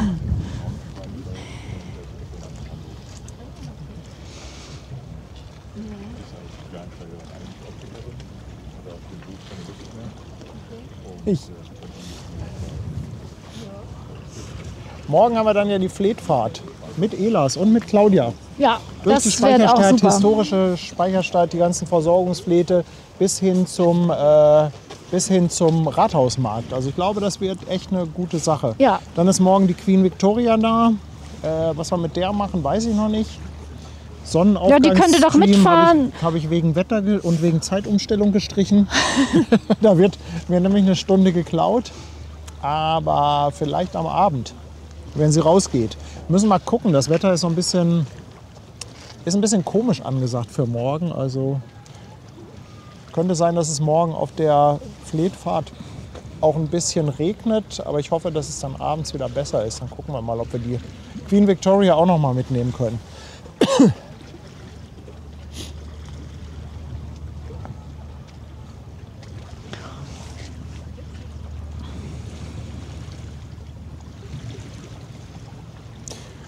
Sebastian fragt, wie kurzfristig sich ein Terminal bei AIDA ändern kann. Also ich habe das ehrlich gesagt noch nicht mitbekommen, dass so ganz kurzfristig hier sich die Terminals bei AIDA ändern. Von daher, also hier in Hamburg, glaube ich, ist das eher unwahrscheinlich. Guck mal, Nils sagt, der Halunke kommt gegen 20 Uhr. Ja, Also genau. Halunke ist auch echt so ein Begriff, der hier bei Hamburg Hafen Live geboren wurde, Ja, oder? ja. Also der Halunkenjet, das ist ja auch irgendwie wieder so ein typisches Hamburg Hafen Live Ding. Der Fleetfahrt-Stream geht morgen um 14.30 Uhr los. Und jetzt können wir mal rüberschwenken. Ich sehe nämlich die AIDA Nova da hinten im Hintergrund rechts. Und gleich wird sie da schön um die Ecke kommen. Das Gute ist, dass wir hier an der Position richtig lange was von dem Schiff haben. Sonst sind die immer so schnell weggefahren. Ja. Und wir können hier natürlich richtig schön in den Sonnenuntergang hinterher schauen. Mit der Queen Victoria durch den Fleet, das wäre es ja auch Ja, noch, das oder? wär's, ne? Aber dann hast du eine Schlagzeile, das schwöre ich dir. Und das auch. Ja. Mick is a beauty, ja, Toni. Yes, I'm with you. I'm with you.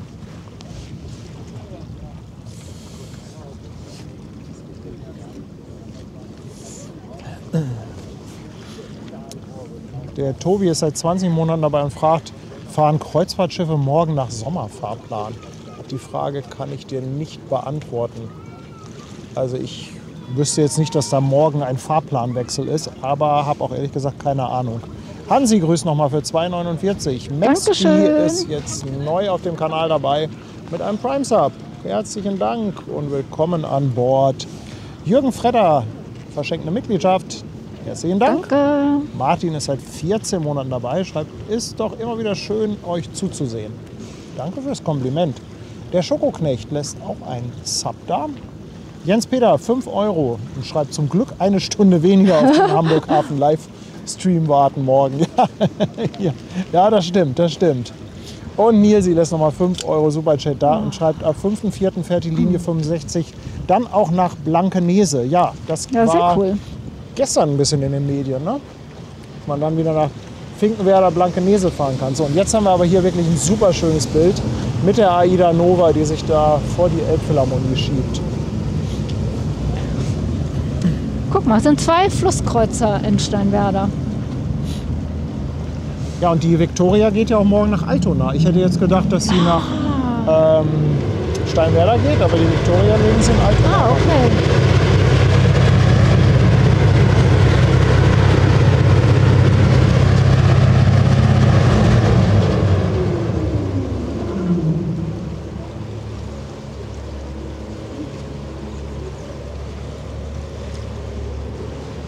Da kommt sie doch.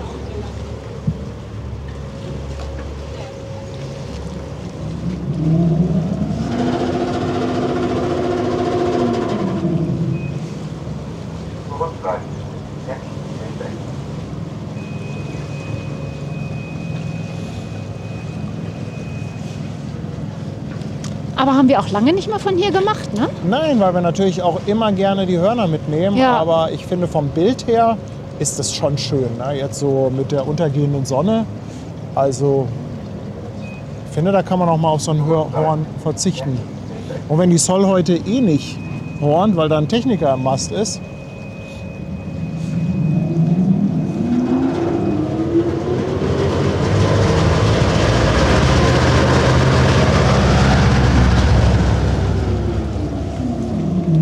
Also nachher haben wir auf jeden Fall den Paul da bei der Bar hinten, weißt du? ja, und es war irgendwas mit dem vorderen AIDA-Schriftzug.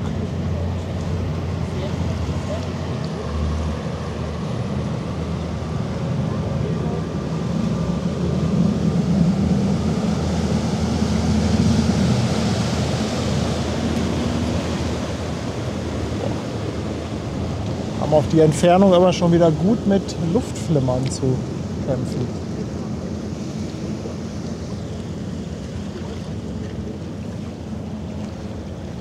Wäre schön, wenn das hier mal vor Hitze flimmern würde. Das würde ich begrüßen. Das wäre schön, ne? Ja. Das wäre schön. Ach, kann ich in mal der so ein Tat. bisschen dichter kommen? Oh.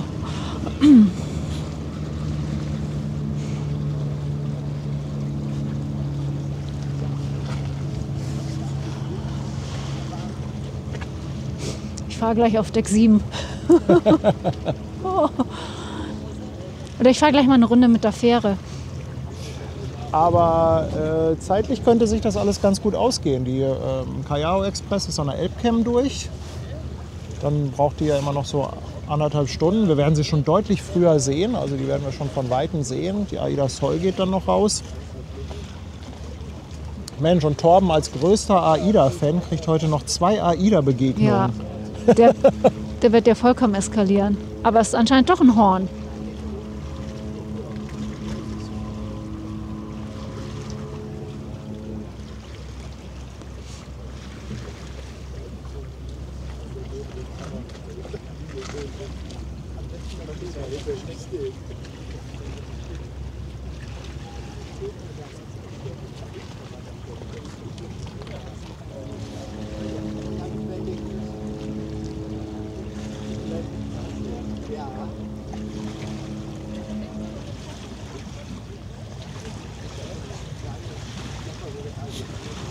Guck mal, der Paul hat auch seine Fahne mit, eine Hansa-Fahne. Hansa Rostock-Fahne. Ja, so ein bisschen hat man es gehört, das Horn. Ein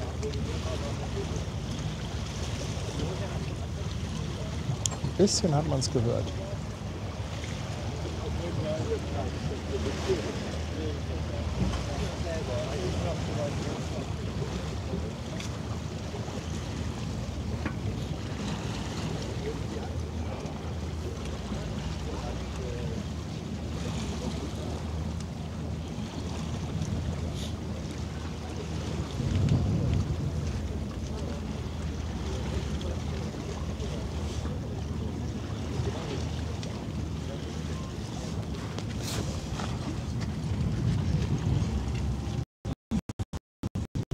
Guck mal, wir haben hier noch von dem Jon Ari Olafsson eine Frage.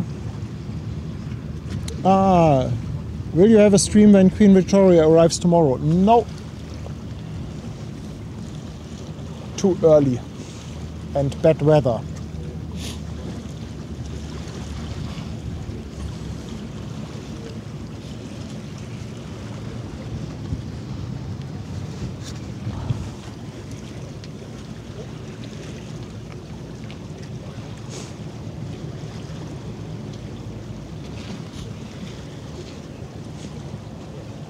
Das ist aber auch echt ungemütlich heute, ne? Oder?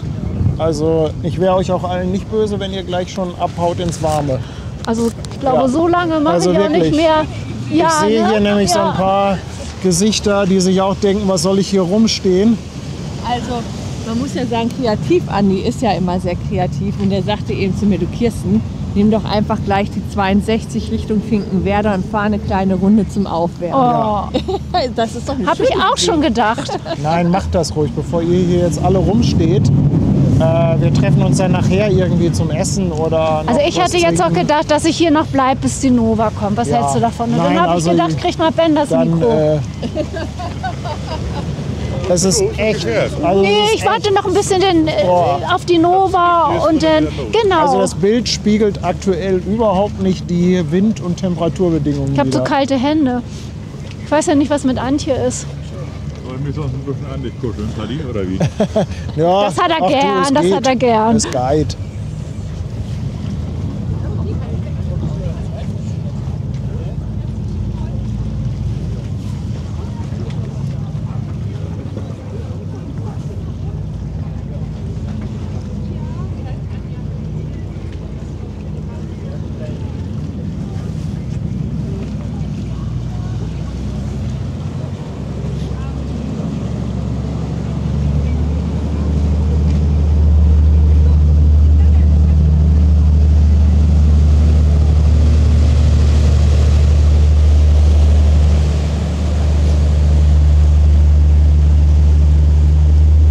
Macht ihr wieder die Norwegen-Tour? Du, ich habe gar nicht nachgeguckt. Entweder das oder die macht die Metropoltour. Ja, ne? Die macht das ja immer abwechselnd. Hat sie Ja. nicht letzte Woche die kleine Norwegen-Tour gemacht?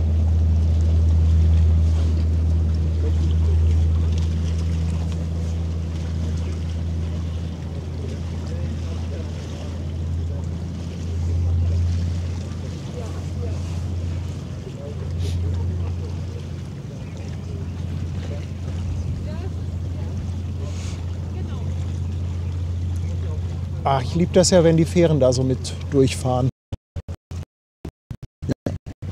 Ja. Dann fährt sie, also macht sie die Metropolentour.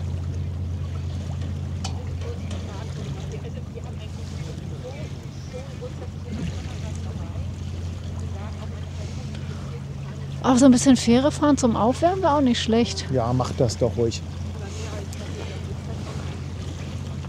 Ich ziehe das hier durch für Torben.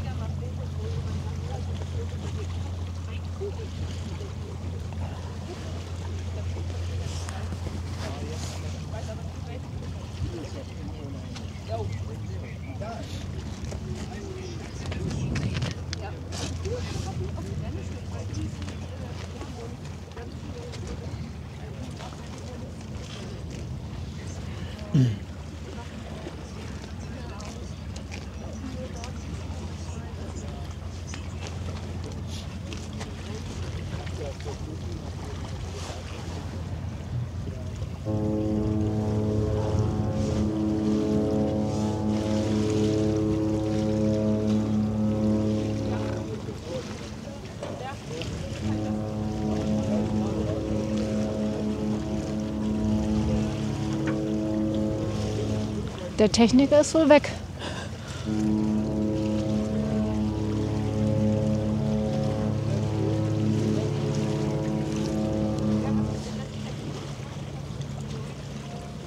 Ja, guck, da hat sie doch noch mal in Övelgönner einen rausgehauen.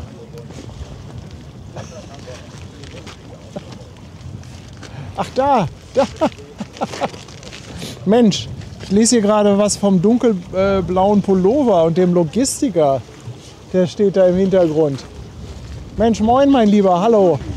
Hallo. Moin. Du hast ein Geschenk? Mann, oh Mann, Guck mal, oh Paddy Mann. kriegt hier Geschenke.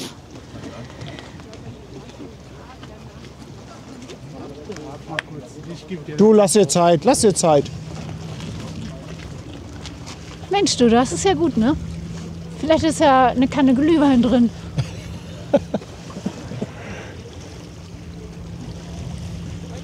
Du bist etwas eigennützig. Ich habe das Auto dabei. Wird schwierig mit Glühwein.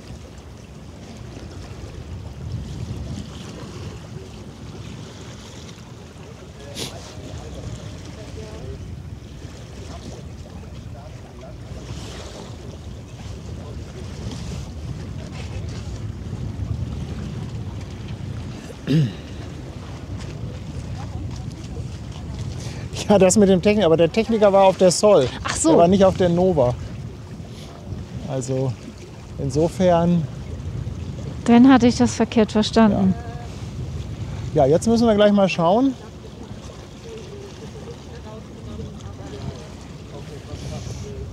Was wir so an Winkeleuten haben. Winke, winke.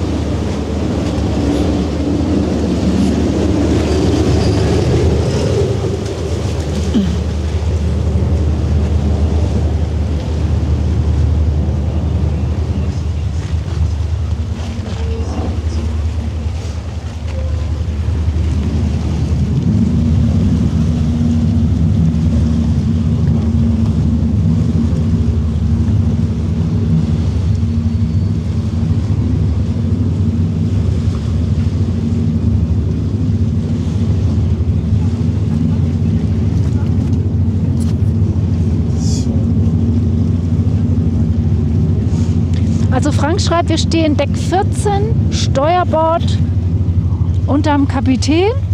Also Decks zählen können wir nicht. Und Steuerbord ist, glaube ich, aus unserer Perspektive keine so gute Idee, oder?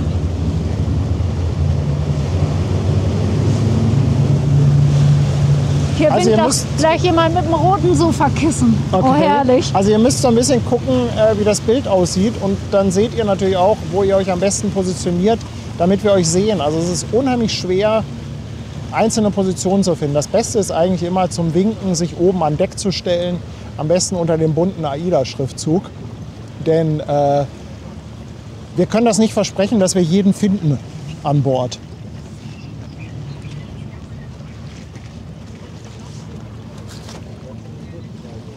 Also alle, die winken wollen, am besten einmal oben an Deck unter den bunten AIDA-Schriftzug.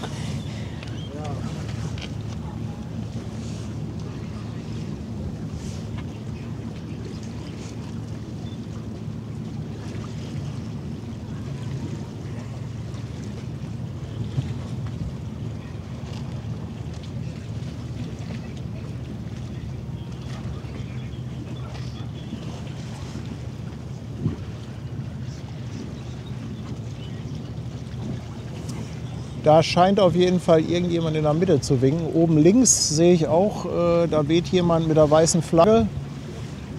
Da wurde die weiße Flagge gehisst.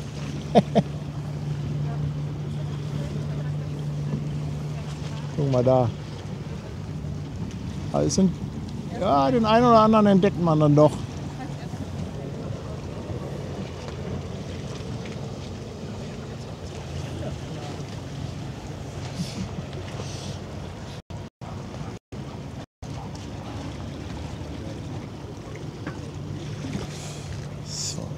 Gleich kommen sie hier aber dann erstmal auf unserer Höhe vorbei.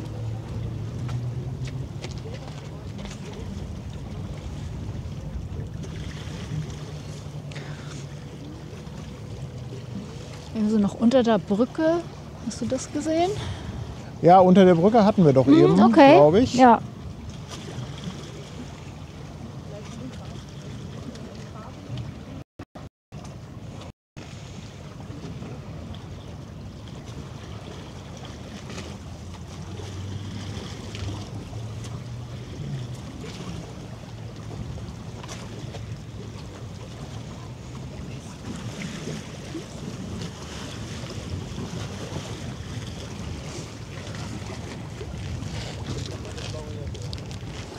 Sag mal, Ben, wenn du bereit bist, könnte ich dir übergeben. Aber du kannst auch erstmal nochmal, also du musst nur sagen, wann du... Ich hab Tiet, Du hast Tiet.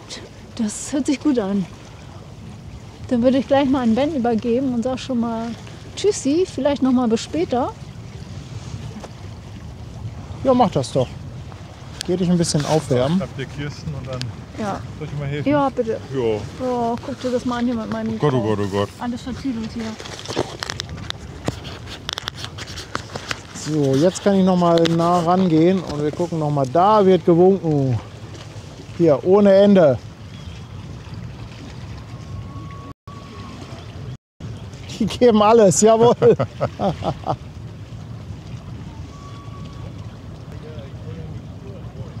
Sehr schön.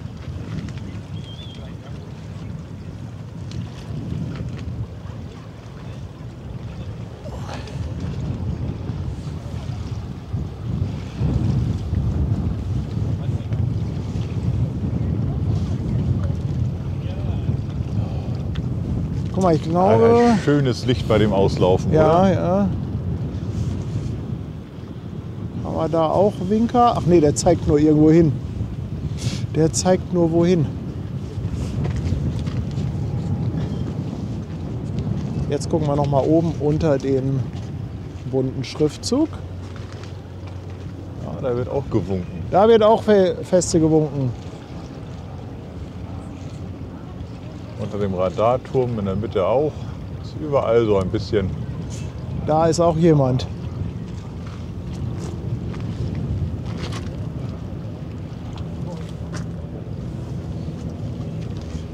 Und dann hatten wir hinten irgendwie eine Hansa-Rostock-Flagge, oder?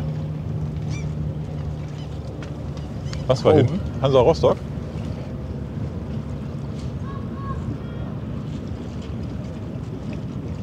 Da haben wir doch eine Flagge.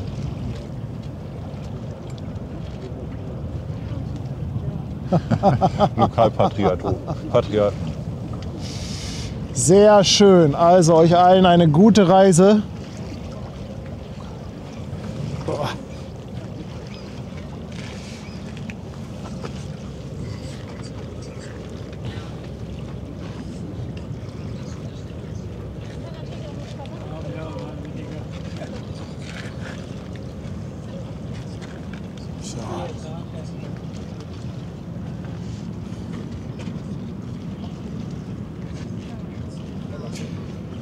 So, ich sage nochmal Dankeschön hier. Der Tom hat 2 Euro dagelassen, schreibt, was ist es wieder schön. Herzlichen Dank. Christine ist seit 3 Monaten dabei. Die Michaela ist seit 12 Monaten dabei, schickt auch nochmal ein Dankeschön. Und dann haben wir den Volker, der 2 Euro per PayPal dalässt. Und schreibt, vor der Callao Express kommt noch die APL Columbus, 328 Meter lang. Ja, danke für die Info. Danke, danke. Guck mal hinten auf die Bar. Ja, ja, ich hatte, Noch was sehe. hatte ich doch schon. Das war doch die Flagge, ne? Ja, haben wir die gehabt? Ja, ja, die haben wir, die sehr Flagge. gut. Die Flagge haben wir, ja, ja. Der Fritz aus dem Teutoburger Wald, danke für 14 Monate. Struppi, 7 Monate dabei. Herzlichen Dank. Schreibt, sorry, einfach geil. Ja, herzlichen Dank. Danke für das Lob. Familie Eversen, 7 Monate dabei. Der Logistiker lässt 10 Euro da. Ja, ich komme gleich zu dir. Er steht da hinten, das war der mit dem Geschenk. Mensch, bin ich ja gespannt, was es da wieder gibt. Andreas aus OWL, 5 Euro. Herzlichen Dank, Andreas. Und er sagt, ab morgen schaue ich den Stream im Krankenhaus an. Ab Montag dann Knie-OP. Ja Mensch, dann auf jeden Fall schon mal gute Besserung, mein Lieber. Karin, 2 Euro Superchat. Und El Capitano, die alten Landratten, auch an Bord mit über 200 Raidern. Vielen Dank, ihr Lieben.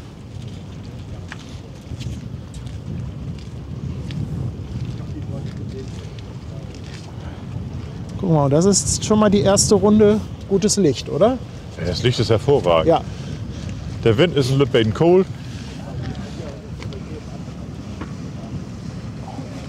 Kamera machen, dann kannst du noch mal gehen mit deinem Geschenk. Ja, ich gehe da noch mal rüber. Hier, dann kriegst du Genau. mal das Mikro. Nee, Ben macht Kamera und ich entertain. So, da bin Siehst ich du. wieder. Guck mal, eine Fähre kriegen wir auch noch Genau, mit dazu. Ben macht die Ist Kamera. das nicht wunderschön? Wunderschön mit uns beiden hier, oder? Ja. Könnte doch So, nicht ich besser sagte das. laufen, ne? Ist das nicht wunderschön, wie sich so eine Fähre jetzt ins Bild schiebt? Herrlich. Du musst dich hier hinten kommen, die Abgase. Das ist richtig du, geil. Das ist der schöne Scheiß daran. Es ist warm. Ja, wirklich. Ich guck mal. Oh, wohin wir das richtig schön. Nee, passiert nichts. Kann ich auch bei dir bleiben, ist ja schöner, ne? Ja, das riecht auch nicht so streng hier hoffentlich, wo ich bin. Nee. So, wollen wir mal ein bisschen gucken, dass wir hier die Fähre aus dem Weg kriegen, ne? Ja.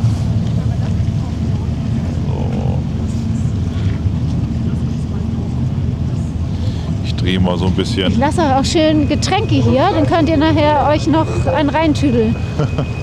Guck mal, aber da haben wir doch was hier. Der Lotse Da 2 kommt der ist wieder Lotse. unterwegs.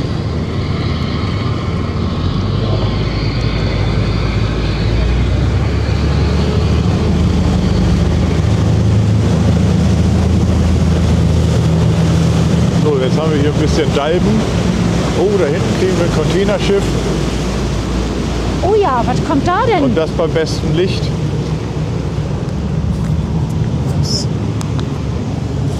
So, da bin ich wieder. Der Chef übernimmt.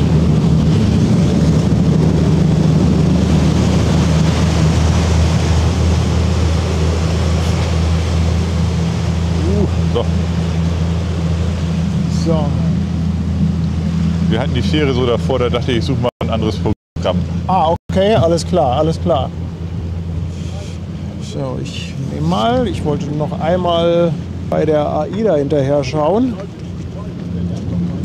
Ja, der Blick ist Obwohl, ja da wieder kommt frei. ja, ach, da kommt ja schon wieder. Da kommt schon wieder eine Fähre, okay. Nee, ich muss erstmal hier.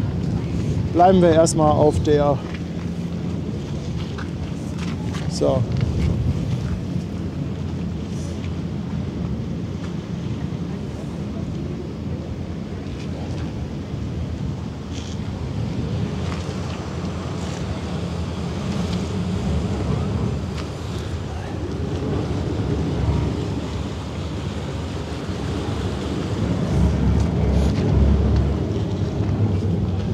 Was haben wir denn da Schönes? Kannst du das sehen? Das ist die SFL Maui, ist das, glaube ich. Die kam aus dem Kühlbrand vom CTA.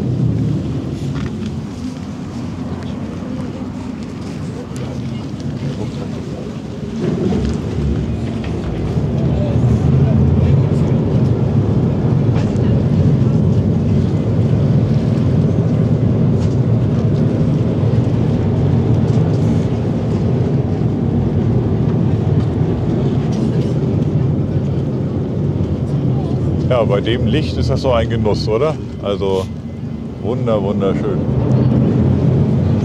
Eine Maersk kommt da, glaube ich, jetzt auch noch aus Waltershof raus. Da müsste noch die Maersk Bogor kommen. Nee, das ist Und ich mal glaube, hier. da ist sogar Fairplay 96 dran beteiligt. Mit dem Philipp. Dann gibt es da noch ein bisschen was zu gucken. Ja, aber ich glaube, für die Kreuzfahrtfans, ich muss noch einmal zurückschwenken zur AIDA Nova.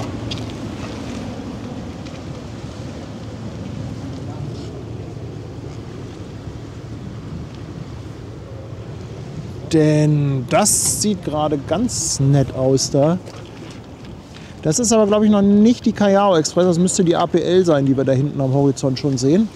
Also ihr seht, lichtmäßig schon mal Nett, oder? okay. Okay, Ist ganz in würde Ordnung. der Hamburger sagen, ja.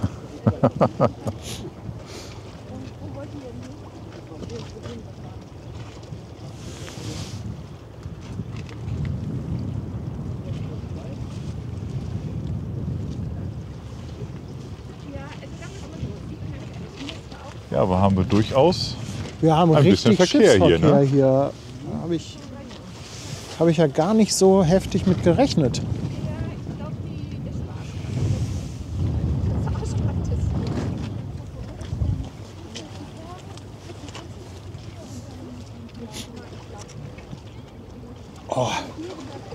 Ist nur ein bisschen frisch.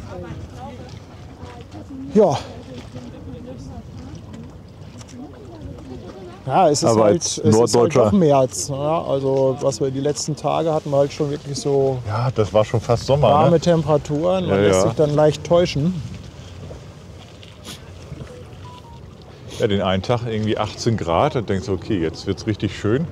Ja, Und ja. 2 Tage später stehst du hier bei 8 Grad und denkst, oh Gott.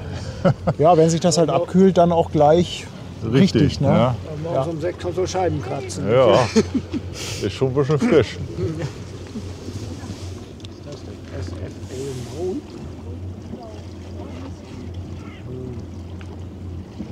Aber die SFL Maui, schöne Farbgebung, finde ich. Ja, Das dunkle Blau, dann das blaue Wasser, der blaue Himmel. also ich finde, Da dürfte doch das Fotografenherz schon wieder... also ich sage dir, es schlägt ein bisschen höher. Sieht hier noch ganz anders aus. Ja, wurde sie mal lackiert, ne?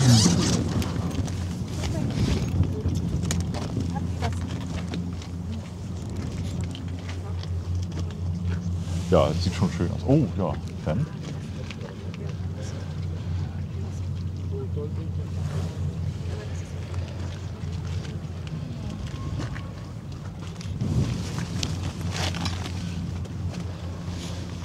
Ja, bei schönem Licht, da kannst du ja auch gut eskalieren, ne? Das ist auch so deins. Ja. Aber ich glaube, die ist auch schon ein bisschen älter, ne? Ich glaube, das kann sein, ja. Das kann durchaus sein.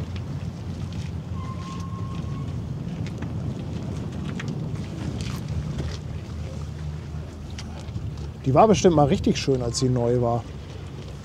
Ich mag ja diese Blautöne. Das ist so, ist das Petrol? Geht das schon so als Petrol durch? Ich habe eine Sonnenbrille auf. Ich kann es dir nicht genau sagen, aber ich würde das nicht bestätigen. Weil Okay. Du kannst, glaube ich, Farben auch gerade ein bisschen besser erkennen als ich mit meiner Sonnenbrille hier. 2013 gebaut. Aber da war es ja noch eine andere, ne?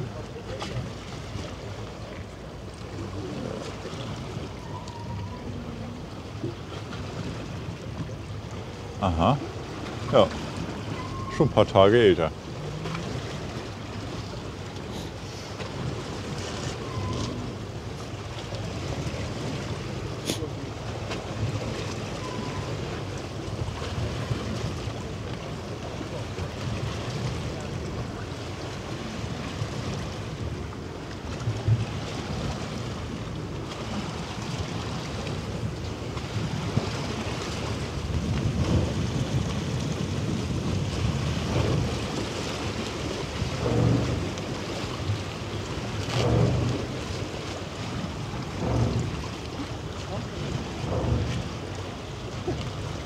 So, jetzt kommt sie gleich hier hinterm Dalm vor.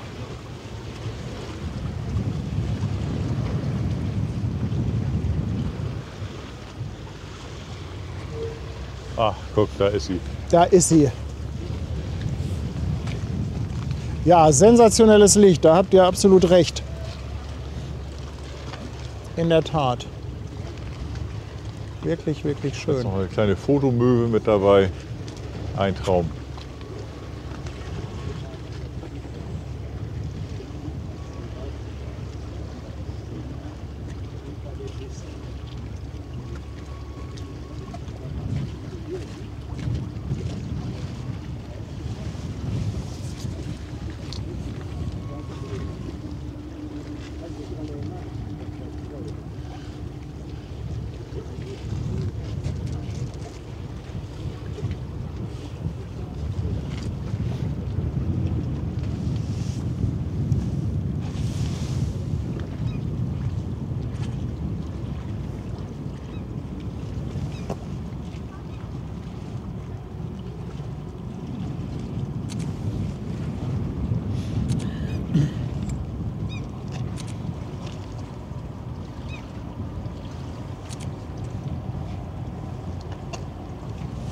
Oh Mann. Ich glaube, die SFL Maui bekommt gleich richtig schönes Licht, oder? Ah, das sieht gut aus. Auch auf den Containern und so, ne? Also echt hübsch.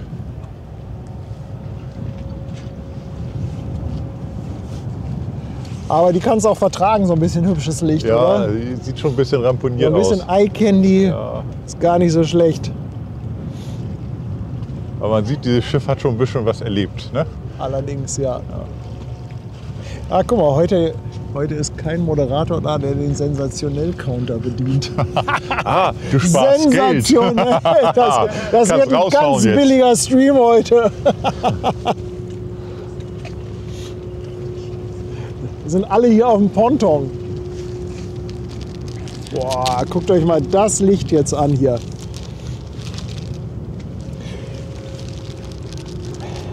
Ja, ihr Lieben, ihr merkt das sicherlich. Wir haben nach letzter Woche versuchen wir so ein bisschen die ganzen Danksagungen für die ganzen tollen Spenden und Unterstützung so ein bisschen zu straffen und in Blöcken zusammenzufassen.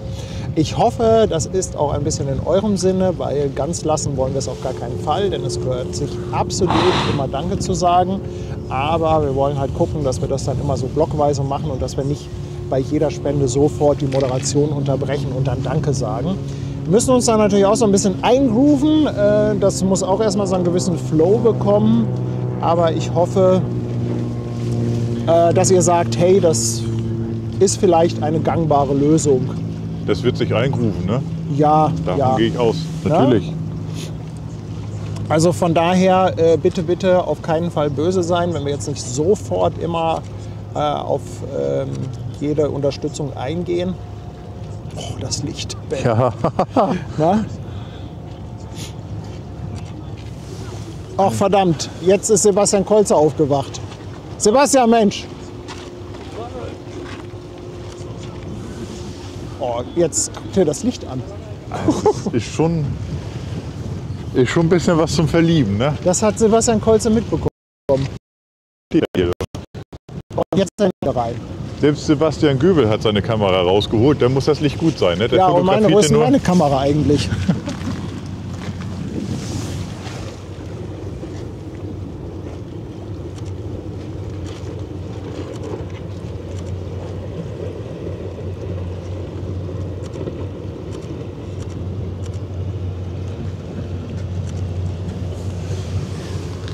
Leute. Die Getränke da, ne? Ja. Die nimmt ihr nachher sonst wieder mit. Nimmst du eine Frau mit? Ja, natürlich. Sehr schön. Ich könnte schon wieder. Ja, dann mach doch. Oh. Ist das nicht herrlich? Oh Mann, ey, Torben, drückt mal auf die Tube, dass ihr hier bei Guten halbwegs Licht ankommen. Tageslicht noch ankommt. Aber so in dem Licht, ich meine, da sieht das doch einfach nach einem Träumchen aus, das Schiff, oder? Also ich bin ein bisschen verliebt, muss ich sagen. Im Hintergrund hast du noch die AIDA, Ja. dann das Containerschiff und schönes Licht. Ach, was willst du mehr? Und jetzt kriegst du im Vordergrund eine Fähre. Oh, also mehr geht nicht, oder?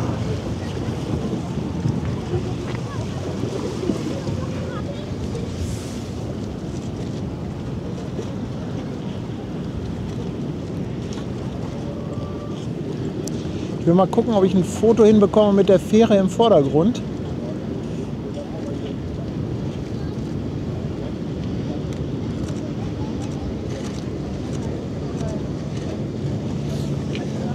Ah, die ist natürlich jetzt sehr im Schatten.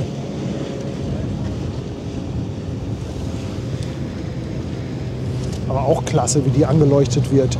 Ja, und hinter dir kommt gerade die Maersk angeschippert. Du, dann drehe ich doch jetzt einfach mal die Kamera um. Und das sieht richtig gut aus. Das ist auch ein Oh Schiff, ja. was gelebt hat.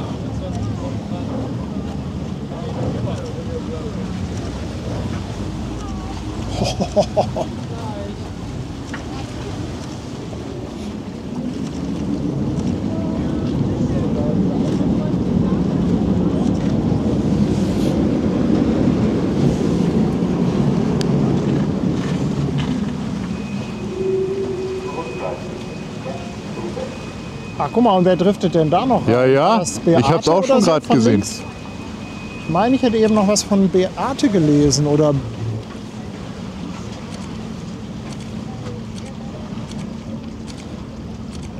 Jo. Wow.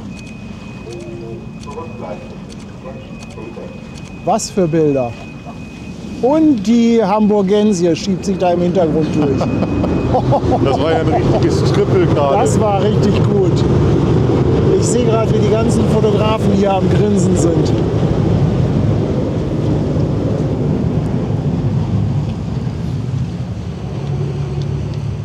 Also die, dessen Finger noch nicht so kalt sind, dass sie noch eine Kamera bedienen können.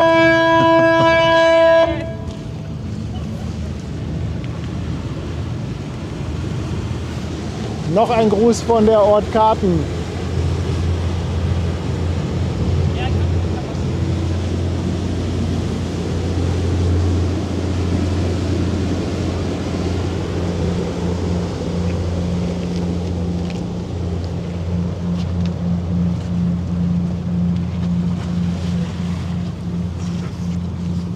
Mensch, wer hätte gedacht, dass das hier so ein High-Traffic-Stream wird? Ja, guck mal, das hatten wir auch nicht so erwartet, ne? Tatsächlich nicht. Also wir dachten nicht, dass da so viel passiert heute. Aber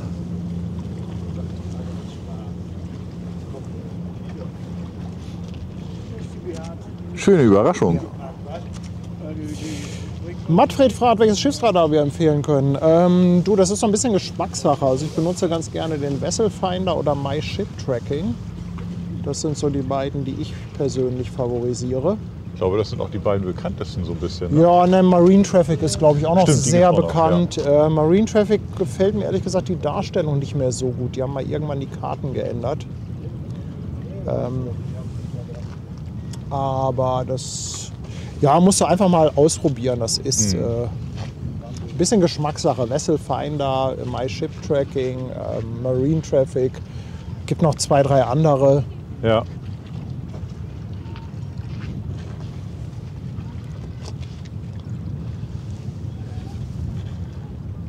Das wird sich bestimmt auch mit so einem gelben Poller richtig schön kombinieren.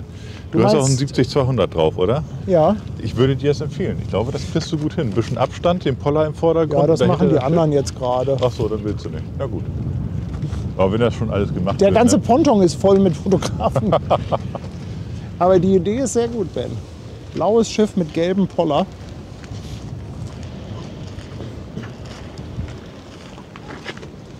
Na, ich versuche mal mein Glück. Vielleicht kriege ich es ja hin.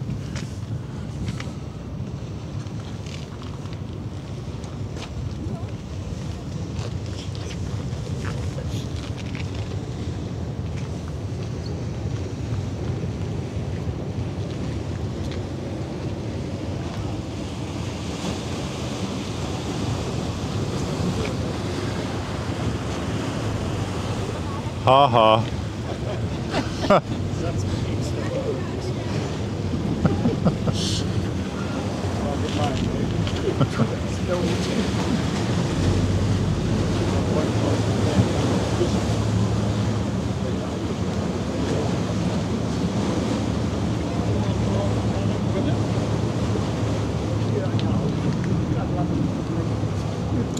Ja, schade, da standen gerade ein paar Seeleute vorne am Bug auf der Back.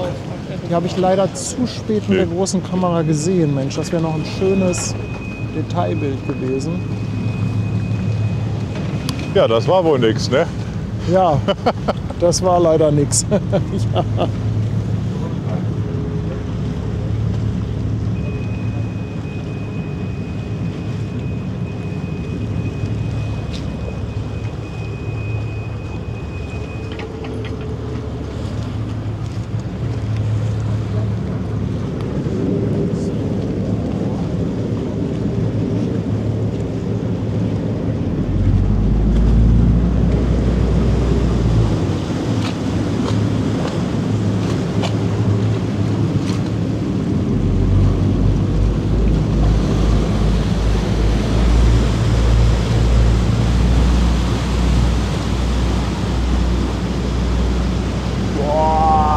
Bei dem Licht sind auch Fähren so ein richtiges Highlight, ne?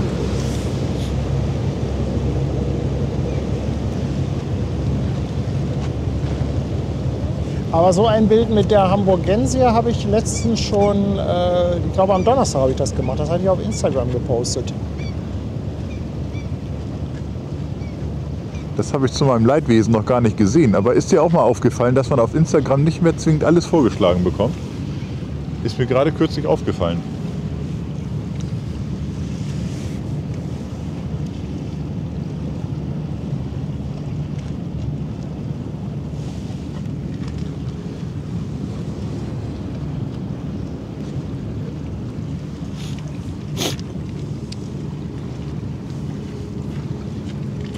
Boah.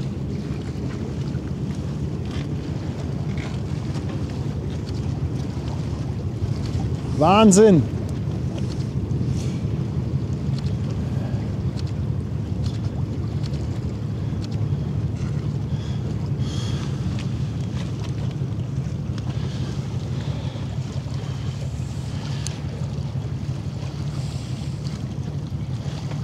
Dirk Bütow haben wir noch mit 2 Euro Superchat. Und er schreibt Sundown im Havelland. Havelland? Okay. Boah, guck dir mal das Bild an. Hier hast du deinen Sundowner.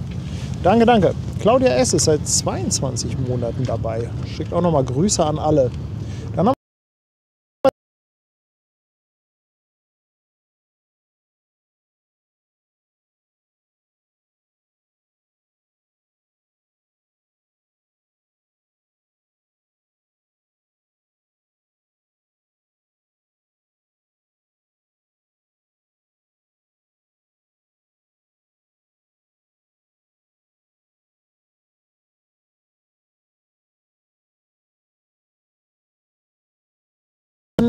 Harry Jasses Nee ist jetzt bei uns auf dem Fischmarkt dabei. Herzlich willkommen an Bord.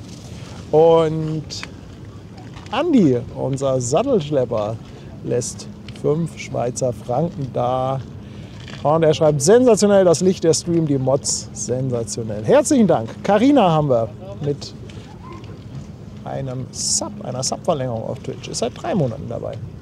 Außerdem haben wir noch Sheldon. Sheldon? Nee, nein, nicht Sheldon, Sheldor. Sheldor. Ja. Sheldon Spaß mit Flaggen, oder wie war das? Sheldon Spaß mit Flaggen, ja genau. Herzlich willkommen, danke für deinen Prime-Sub. Und der Alex lässt nochmal 5 Euro da. Schreibt, der Bergmann grüßt alle Schiffsschwärmer. Herzlichen Dank dafür. Dirk Bütow nochmal mit 20 Euro Superchat. Und er schreibt, falscher Weg, die Spender nicht zu erwähnen.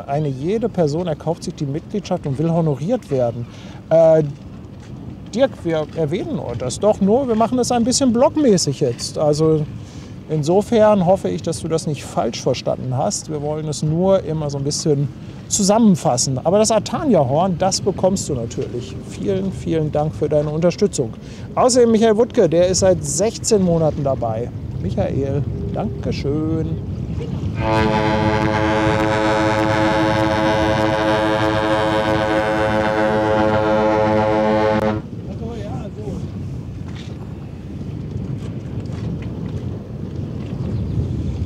Ja, das ist jetzt natürlich perfektes Licht. Ja. Der Einzige, der hier irgendwie nicht ablegen will, ist die Aida Sol. Ne? Ja, die lässt sich wieder bitten, ne? 18 Uhr war doch mal die Rede. Tja. Aber ich habe das Gefühl, das sind in letzter Zeit auch nur so Absichtserklärungen, ne?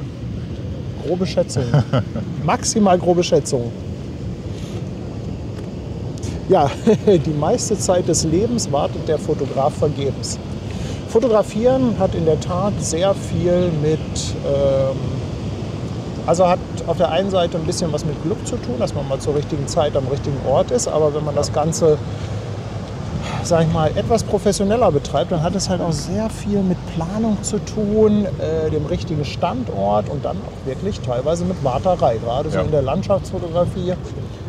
Ja, gerade wenn es darum geht, das richtige Licht, also da ist schon was dran. Das steckt in so einem Bild, also in einmal kurz abdrücken, kann halt auch mal 2 Stunden vorher. Ja, dann kommt es ja noch drauf an, ne? Wo willst du denn fotografieren? Und dann hast du die Anfahrt, dann hast du eventuell noch lange Fußwege oder so, je nachdem, wo du hin willst. Also das kann schon ein bisschen Arbeit machen. Ja, wann legt die Sol ab? Das ist eine gute Frage. 18 Uhr war meine Info. Da sind wir aber auch leicht drüber, oder? Sind wir leicht drüber. Das Gute ist, wir warten ja immer noch auf die Callao Express. Die müsste eigentlich bald mal ins Bild fahren hier. Und Boah, diese Perlenkette an Schiffen, die da gerade rausgeht, gefällt mir richtig gut. Und ja, wir erwarten ja noch ein fettes Horn von der Callao Express. Ja, dafür stehen wir heute hier, ne? Genau dafür stehen wir hier heute.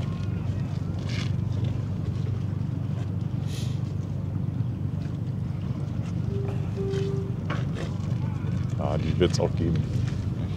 Und das wird es auch geben. Ich Heiko- glaube, da wird er Gas geben. Heiko fragt, wann es mal wieder ein Wort mit Ben gibt. Ja, wenn sich Ja. mal wieder ein Thema ergibt oder wenn wir sagen, wir möchten mal wieder morgens durch den Hafen oder irgendwie sowas, ne? Du, wir können ja auch mal wieder sowas Entspanntes machen, ohne mit so einer wahnsinnigen inhaltlichen Vorbereitung. Dann sind wir ein bisschen spontaner. Ja. Gerade jetzt, vielleicht demnächst, dass man mal guckt, ob man am Wochenende mal wieder was so sonnenaufgangsmäßig oder zumindest was Frühes macht am Wochenende. Hätte ich durchaus mal wieder Lust drauf. Ja, das können wir gerne machen. Aber bitte mit zweistelligen Temperaturen. Also alles über 10 Grad. Wenn wir morgens irgendwie schon irgendwie so 12, 13 Grad hätten oder sowas, dann wäre das schon nett.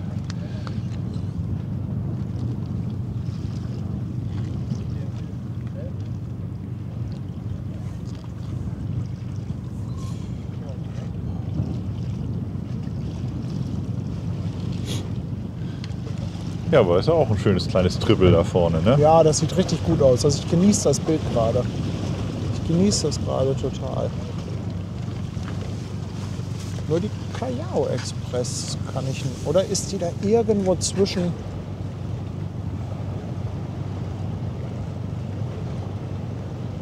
Ich kann sie noch nicht sehen, die Callao Express.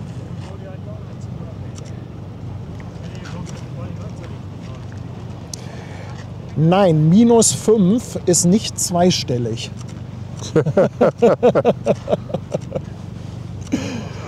Schöner Versuch.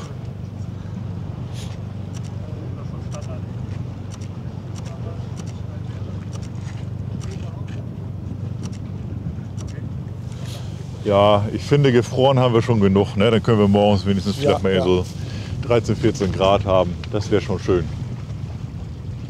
Irgendwas soll aus Waltershof gleich noch rauskommen. Gucken wir mal.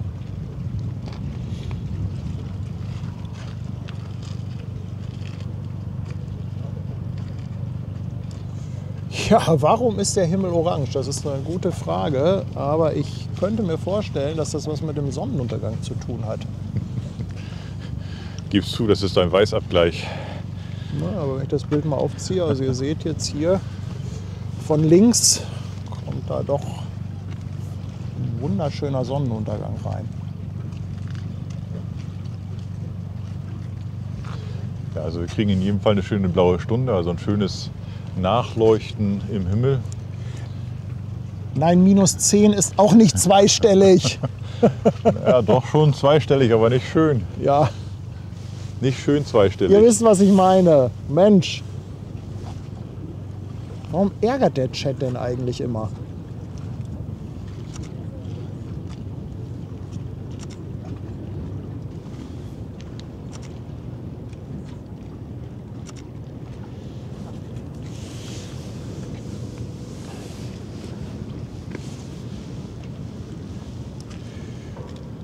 Ja, bei der Sol geht es auch langsam los.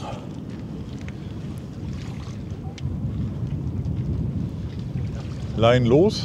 Ist da schon irgendwas bekannt? Ja, ja, ich glaube, da geht's los.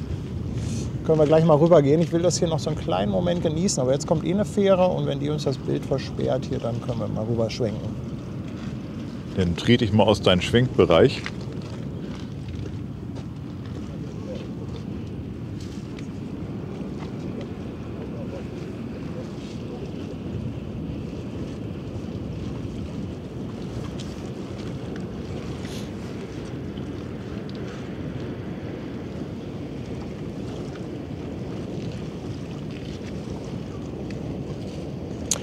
Napakal, wir stehen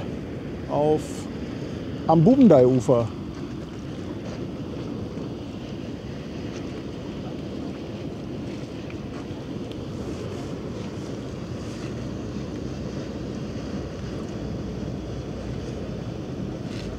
Ja, im Prinzip direkt an der Vorderkant. So, dann will ich mal einmal umschwenken. Gucken wir mal. So. Ups.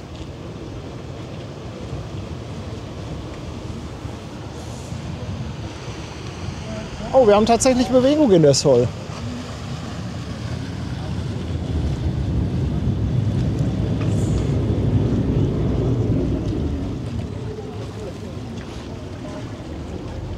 Und da kommt noch was aus Waldershof raus. Ach, guck mal, das ist doch schön jetzt. Die York Ruler.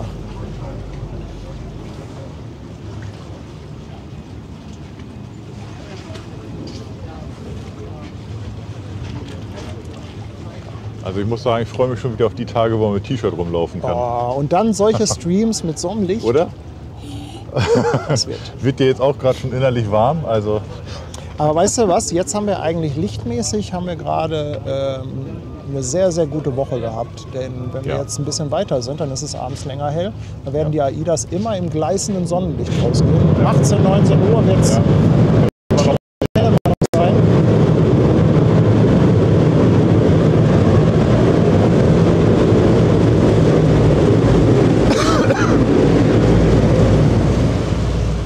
Also dass wir da dass wir da die Kreuzfahrer in so einem Licht haben, das wird ab nächster Woche schon fast vorbei sein. Vielleicht noch so, wenn die ein bisschen Verspätung haben, aber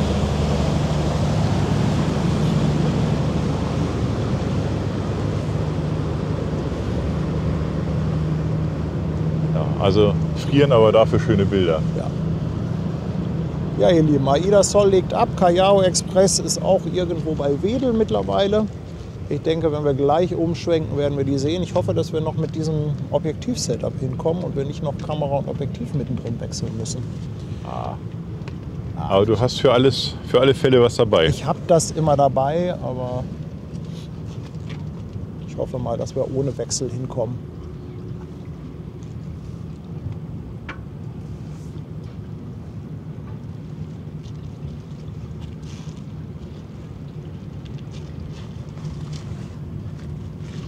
Oh, von Dirk kommt hier noch eine Korrektur. Havel und Elbe gehören zusammen, ja. Es ist ja auch kein Geheimnis, dass ich geografisch jetzt auch nicht unbedingt so bewandert bin. Dirk, ganz lieben Dank für 2 Euro. Reikolos verschenkt noch einen Sub an Rienchen. Dankeschön dafür. Thomas ist seit 19 Monaten dabei. Und der grillt gerade an. Ja, grillen hätte ich jetzt auch Bock drauf. Mann, oh Mann, oh Mann. Und hatte ich den schon? Ich glaube, ich hatte ihn. Den Michael Wuttke. Egal, doppelt hält besser. 16 Monate. Dankeschön, Michael. Ja, was für ein Licht, ne? Also immerhin das so. Ja.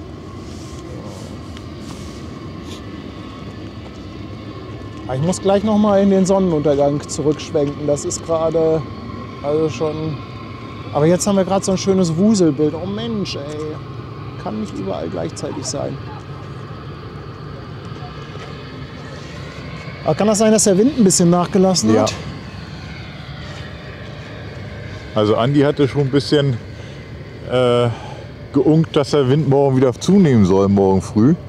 Ich hoffe, dass er sich irrt. Du. Obwohl, wir haben immer noch eine 4 hier im Hafen. Aha.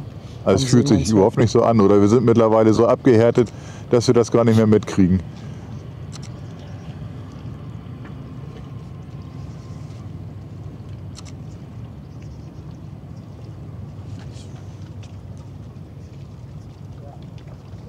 So, da ist die AIDA auch wieder zu sehen. Ja, die müssen jetzt erstmal drehen.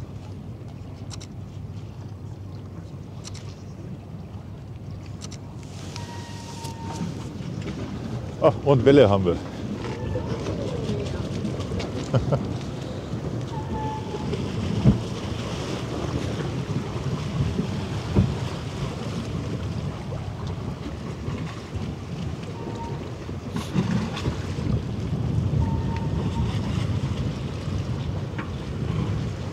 Aber ich glaube, ich muss mal umschwenken.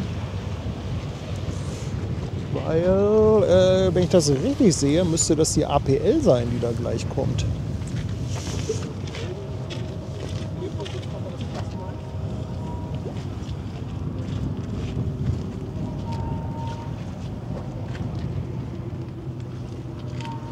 Und da sehen wir auch dann gleich die Callao Express. Spreche ich das richtig aus? Callao oder Callao? Nee, also mein Gefühl sagt mir Callao eher. Also eher so J-mäßig. Oder spricht man das Callao? Callao. Wie willst du denn geschrieben? Also mit Doppel-L. Callao. Da würde ich auch sagen, Callao Express. Callao? Mit Doppel-L, Callao. Chat, helft mal dem sprachunbegabten Paddy. Eher, spricht man das L richtig aus oder ist es eher so ein J? Callao oder Callao? Aber es bezieht sich auf einen Ort, ne? Ja. Ja. Ach, guck mal, Also ich richtig bin bei Schlepper sind da Callao hinten Express. auch unterwegs. Ja, nehmen wahrscheinlich in Empfang, ne? Ja, Begleiten also die dann schon APL hinten im Hintergrund, die Nova und Callao haben sich passiert.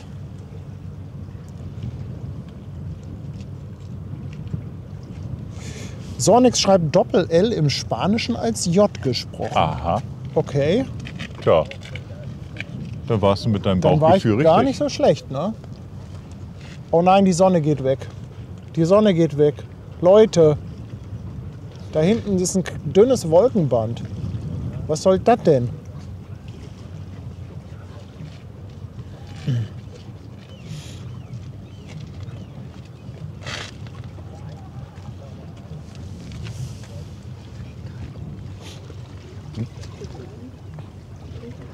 Ja, die Nova dreht gerade im Hintergrund, da können wir gleich auch wieder drauf. Ich glaube, hier haben wir noch einen Moment.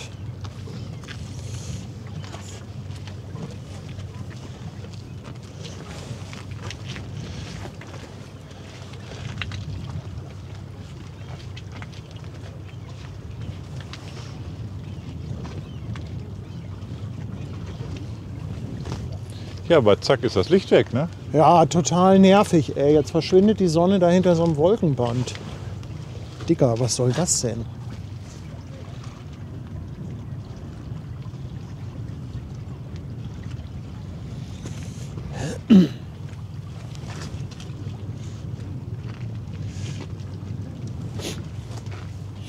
Heute auch ein paar technische kleine Problemchen. Wir haben immer mal wieder ein paar Aussetzer. Ich glaube, ich weiß auch schon, woran es liegt, kann das nur leider nicht mitten im Stream beheben. Also, wie sagt Rainer immer so schön, bitte bleiben Sie ungeduldig. Wenn der Stream mal gerade ein bisschen ruppig ist. Wenn man schon mal weiß, woran es liegt, das ist ja schon mal viel Ja. wert. Guck mal, jetzt haben wir einen Feeder mit AIDA-Logo. Wollte auch gerade Sind sagen, sie da beide schiebt sich deckungsgleich. schiebt sich noch gerade einer zwischen.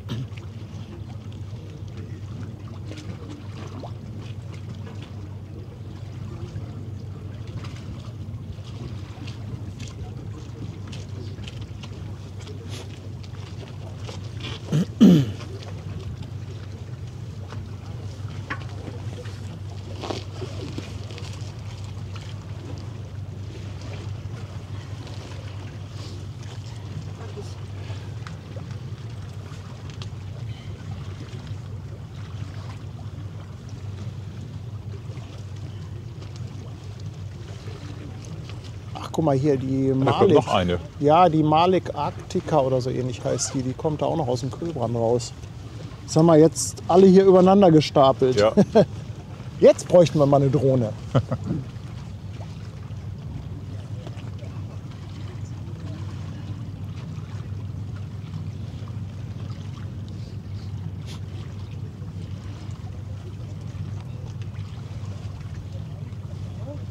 Ja, Drohne hätte schon was, ne? Aber dann hast du auch immer was mitzuschleppen. Dann musst du einen haben, der sich fliegen kann. Dann willst du nebenbei moderieren. Kamera, es ist alles Es gleichzeitig. wird alles zu fast nicht hin. viel irgendwann. Ich bin ja ein großer Freund von allen technischen Spielereien, aber ich merke auch, dass manchmal die Technik einen auch überfordern kann. Also alleine schon mehrere Kameras und Ton und so weiter. Das ist teilweise auch ein bisschen zu viel. Ja, da ist weniger dann mehr, ne?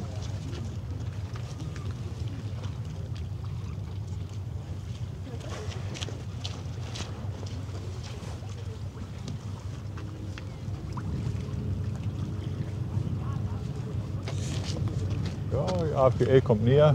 Ja. Die Kajao ist auch fleißig schon am Hupen. Also ich glaube, Torben Der drückt drückt jetzt schon schon vor. richtig. Ja. Ich glaube, der hupt gerade Schulau in... Nee, das ist die Sol. Das ist die Sol, die gerade hupt. Das ist gar nicht die Kajao. Das ist die Wobei wäre aber Sol. lustig gewesen, wenn das Typhon schon mal warm hupt. Ne? Ja, die haben bestimmt in Wedel gehupt. Ordentlich. Ja, ja.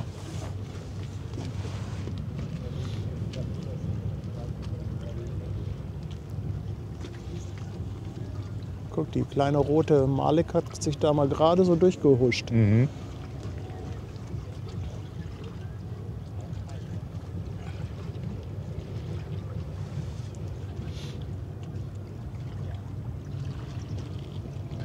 Dreht der Fieder oder legt der jetzt ab? Der legt an.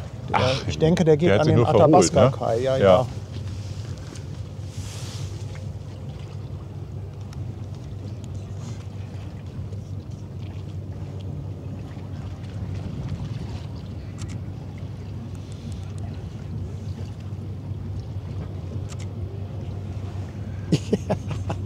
ja.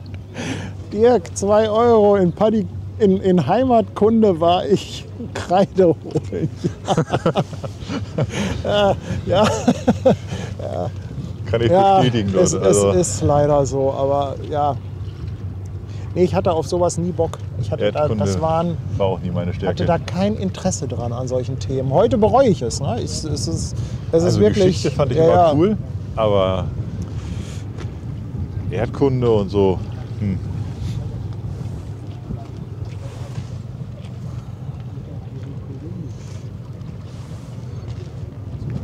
APL Columbus wiederkommen. Genau, die APL kommt erst und dahinter dann ein bisschen weiter weg ist die Kajao Express. Ich muss aber mal gerade ein paar Strippen ziehen hier.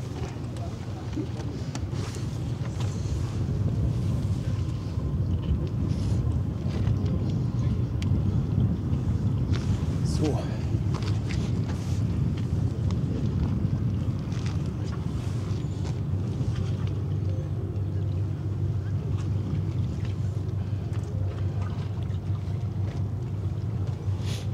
Ja, Heimatkunde. Nilsi schickt 2 Euro und schreibt, der Halunke pausiert morgen wegen Sturm. Aha. Okay, ja, ich bin mal gespannt, wie das morgen. Obwohl für unsere Fleetfahrt sollte das eigentlich alles kein Thema sein. Ich denke auch. Und Tony, 10 bucks, Super Chat. Hamburg Hafen Live. Just keep being awesome. What a live stream today. Thank you, Tony. Yes, what a surprise today. I didn't expect that much traffic here. Thank you. 10 bucks. Thomas Seifert, 2 Euro Superchat. Die Fleerfahrt beginnt morgen um 14.30 Uhr, Thomas. Und der Dirk haut nochmal 5 Euro Superchat raus. Ich bin mal raus, Schnitzel backen mit Nachbarin. Und Kömm dabei. Ja, liebe Grüße an die Nachbarin, aber das Schnitzel hätte ich jetzt auch gern. Vielen, vielen Dank. Auch so ein Schnitzel. Ja, nicht schlecht.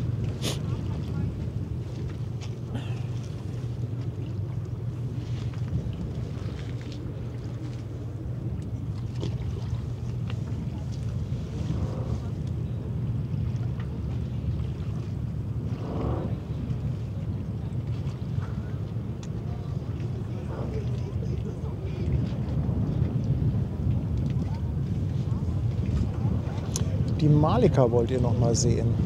Ja, die ist wirklich schön. Beziehungsweise Malik Arctica heißt sie ja, nicht Malika. Oh! Boah, was für eine Welle! Ja, ja, habe ich auch nicht erwartet. Da ist ja richtig Boah! Bewegung im Wasser. Leute, ich hoffe, euch wird nicht schlecht an dem Bildschirm. Boah, Das war doch nur so ein kleines Lotsenboot. Hilfe! Na,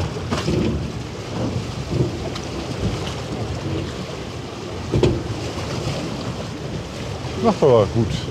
Gut Welle, du. Ja, die Welle war jetzt wirklich anständig.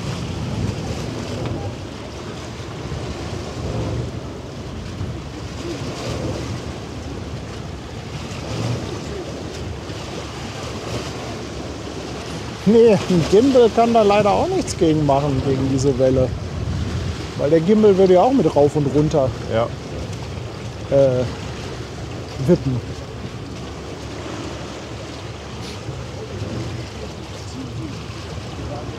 Ja, sorry, wenn ihr gerade gegessen habt. Tut mir ja auch ein bisschen leid.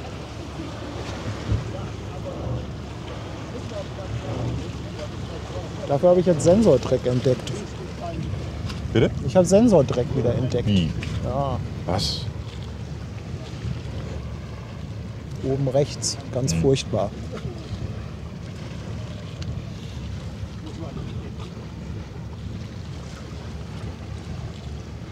Ach, oben in der Mitte auch. Boah, sag mal, was ist denn mit dem Sensor los?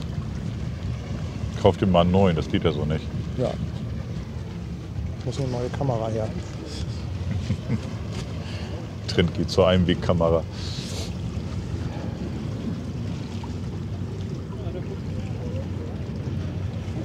Ja, geht wieder los Da mit der kommt der Welle. nächste Lotse. Aber ich fürchte, wir müssen gleich noch mal das Objektiv wechseln. Was noch ein bisschen dunkler wird. Ja, ist vielleicht ein bisschen schöner, ne? Ja, im Moment können wir noch. Im Moment können wir noch.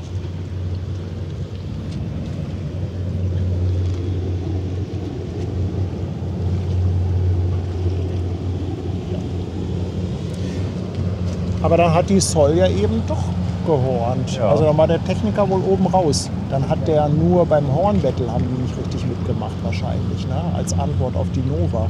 Weil es schrieb ja eben jemand im Chat, dass da wohl ein Techniker oben im Mast ist. Ach so, ja, der hätte sich gefreut.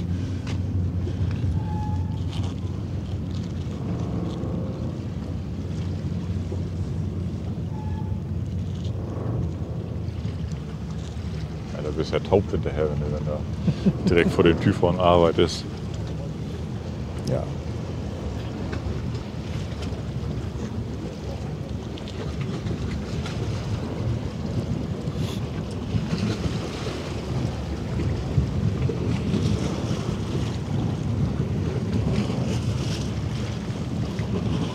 Oh, ich glaube, die Ripp-Piraten kommen auch zurück, wenn sie es sind. Die Ripp-Piraten waren doch schon wieder zurück. Die Was hatten wir ist doch das auf dem jetzt? Rückweg. Sind das noch mehr Ripp-Piraten? Ich gehe mal ganz schnell rüber. Oder ist es irgend so ein anderer? Ne, doch, das ist.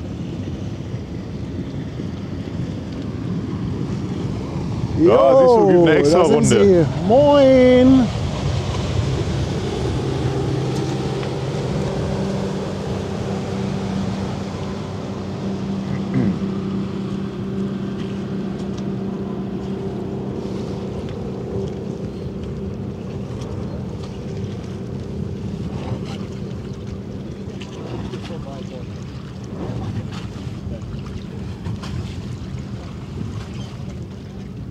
Ja, einen Lotsenwechsel hatten wir, glaube ich, gerade bei der Royal Arctic Line. Da ist gerade der Lotsenversetzer von abgefahren. Ja, aber auf der Steuerbordseite, Genau, oder? richtig. Aber nichtsdestotrotz ist sie gerade so schön hier auf unserer Höhe.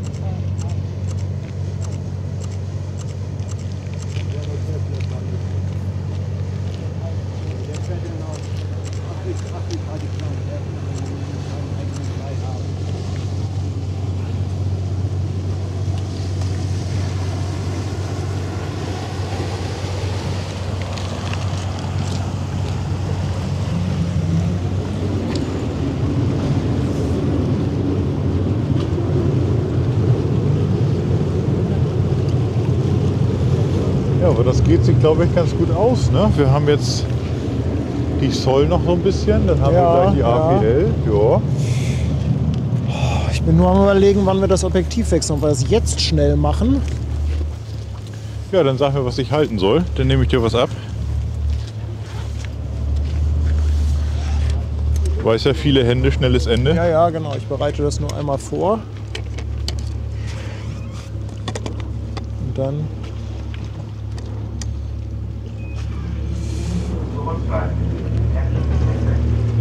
Einmal bitte Hab ich. da halten. So, ich schalte mal die Kamera kurz um. Und dann wechseln wir mal ganz schnell Objektiv.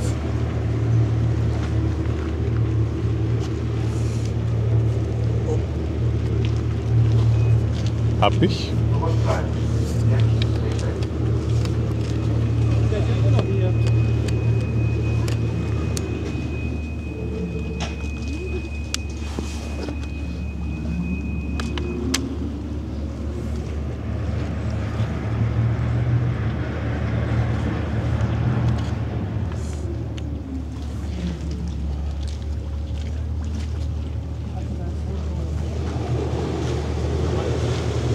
Okay. Oh, und weißt du, wer auch schon wieder alle ist? Ja. Ich glaube, ein Mikrofon. Ist deins noch drauf? Ja, nee, die Mikros, also wir haben noch Ton, aber die sind schon rot. Also, Okay. müssen wir auch irgendwann Also die müssen sich demnächst- jetzt hier alle ein bisschen beeilen. Ne? Nee, ich habe ja noch Ersatzmikros. Das ist ja...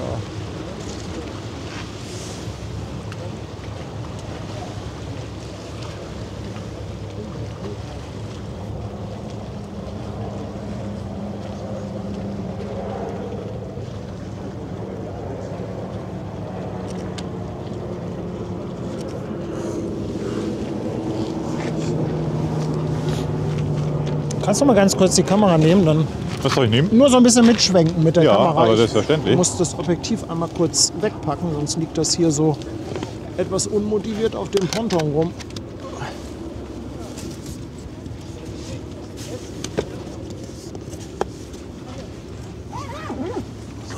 Ach, wunderschön in dem Licht, du.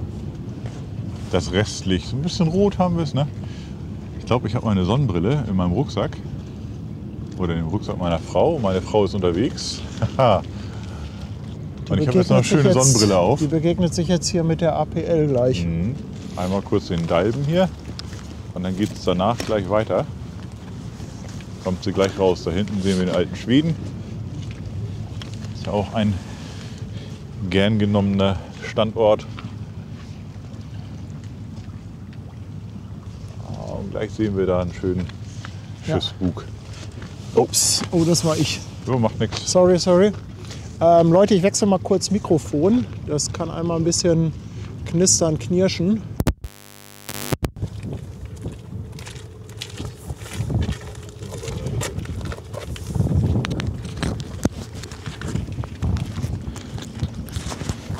Gib mir mal dein Mikro, Ben.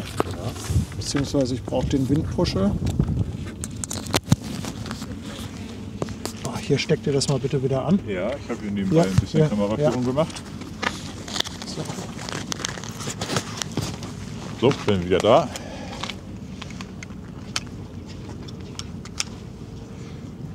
Mann, immer dann, wenn es zur Sache geht. Ja, sonst macht ja auch keinen Spaß. Stimmt, sonst macht es keinen Spaß, da hast du recht. So, jetzt bin ich aber wieder hier on track.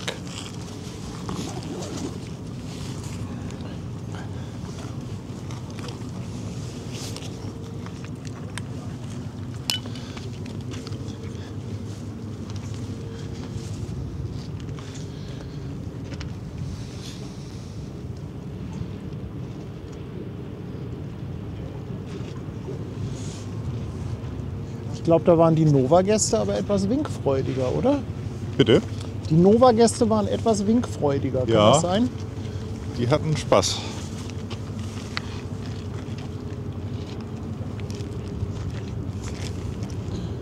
So, was mir bei der Maersk nicht vergönnt war, das nehme ich jetzt mit.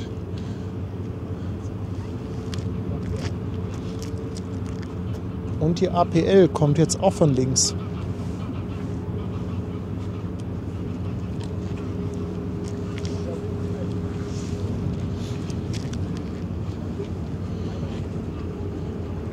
Wo seht ihr wen winken? Ach, oben beim AIDA-Logo, ja. 2 Lampen, jo. Hat da jemand Paddy gerufen? Ja, Cool ist das denn? Ja, gute Reise. Moin.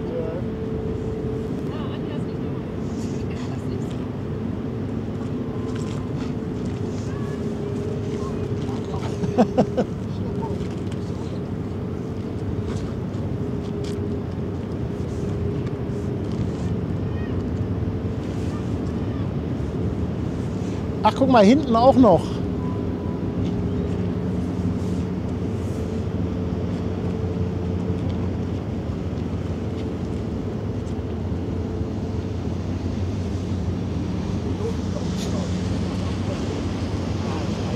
oha, jetzt geht's hier los. Boah, jetzt ist aber hier gerade ein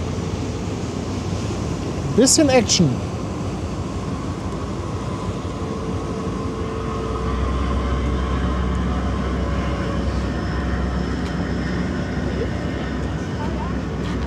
Boah. Was für ein Stream wieder. Ja, dann denkt man, das wird alles ganz ruhig und gemütlich. Und dann geht's plötzlich richtig ab.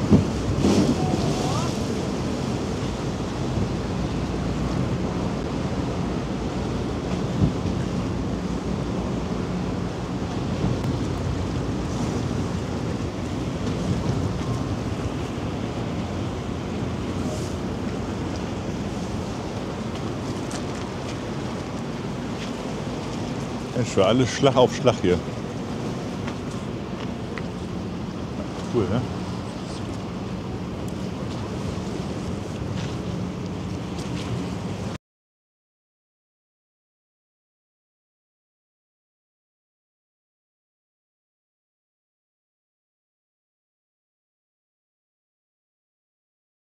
Mensch, immer dann, wenn es gerade zur Sache geht. Leute, sorry.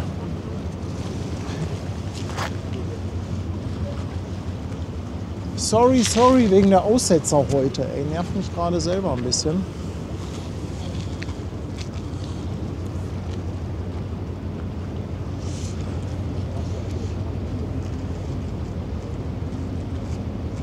Wie gesagt, ich weiß wahrscheinlich schon, woran es liegt, kann das nur leider im Stream nicht ändern.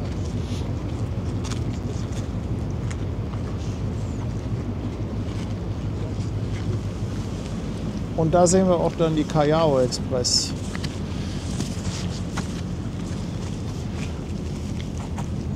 Boah, kriegt die Sol aber doch noch schönes Licht.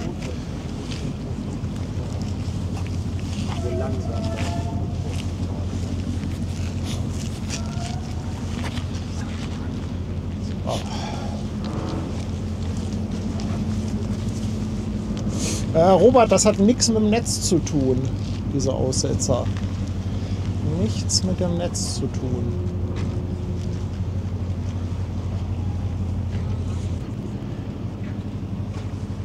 Aber solange sich das nach 2-3 Sekunden wieder fängt, glaube ich, können wir das überleben.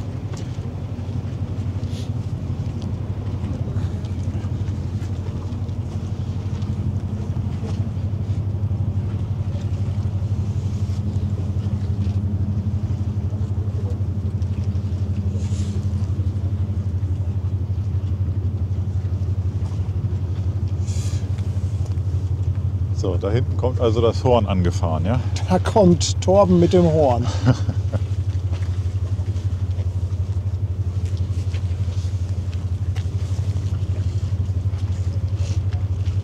guck mal, da hinten kommt noch mal so ein kleiner. So, dann haben wir den Hayes. Der lässt 6 Euro Superchat da. Und Mensch, sei sagt, Schwagerengel wird heute 65 Jahre alt. Wäre schön, wenn ihr ihm das Geburtstagslied mit Schiffshorn spielen könntet. Ja, das machen wir auf jeden Fall. Sag mal, hast du zweimal 6 Euro gespendet? Ganz lieben Dank dafür. Sieht aber so ein bisschen aus, als ob du versehentlich zweimal abgedrückt hast. Aber auf jeden Fall Happy Birthday. Geburtstagshorn kommt gleich. Herzlichen Glückwunsch zum Geburtstag. Mugoli, 8 Monate. Herzlichen Dank. Walburga verschenkt eine Mitgliedschaft. Robert Kröber verschenkt 5 Mitgliedschaften und Skyrafall verschenkt 5 Subs auf Twitch. Ganz herzlichen Dank, ihr Lieben. Und hier nochmal Happy Birthday.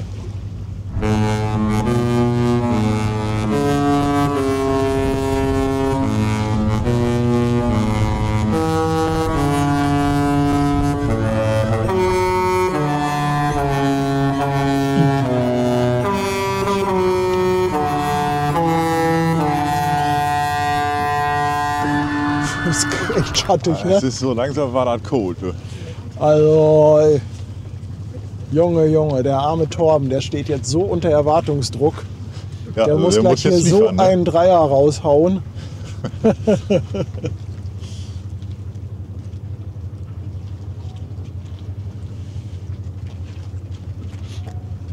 Ja, aber so habt ihr wenigstens mal unser Störungsbild kennengelernt.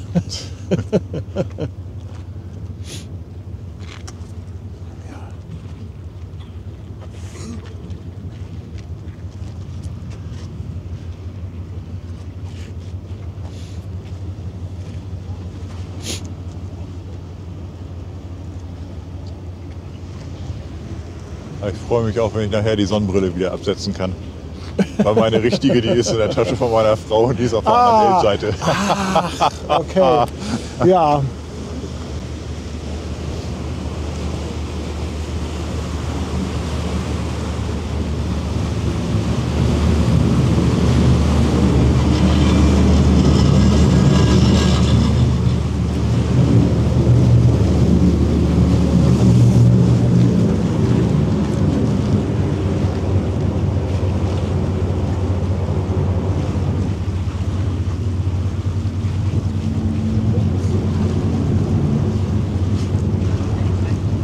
Das war aber schön angelegt.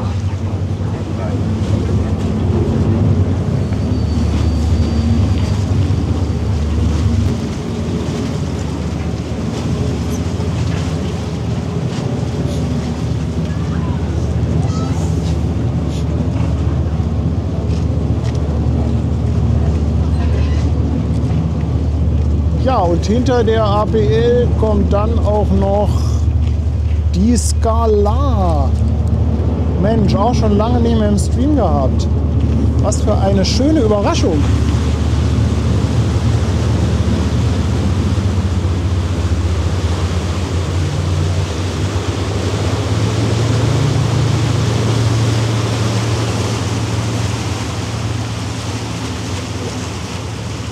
Weißt du denn, ob Für André eine an Bord schöne ist? Überraschung. Bitte? Weißt du, ob André an Bord ist? Nee, weiß ich gar nicht.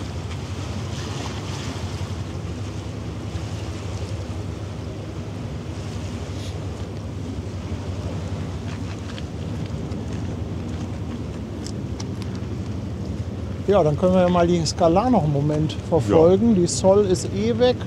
Callao Express braucht noch einen Moment.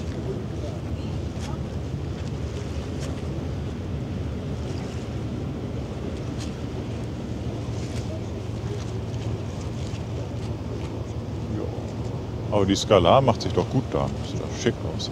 Aber gut, dass wir das Objektiv gewechselt haben. Ja, ist schon echt Ja. richtig duster, ne? Ja.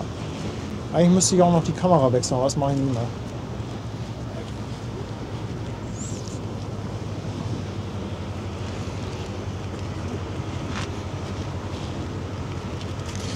Ja, ich habe auch das Problem, wenn ich im Sommer, ich habe ja auch Sonnenbrille mit Stärkegläsern drin. Ja. Und wenn es dann dunkler wird und ich dann keine andere Brille dabei habe, ja, also dunkel oder verschwommen. Ja, eins von beiden. Ne? Kannst du dir überlegen. Ja, ich habe ja mittlerweile Gleitsicht in beiden. Ich auch. Und ja, hast halt verloren, ne? Ja.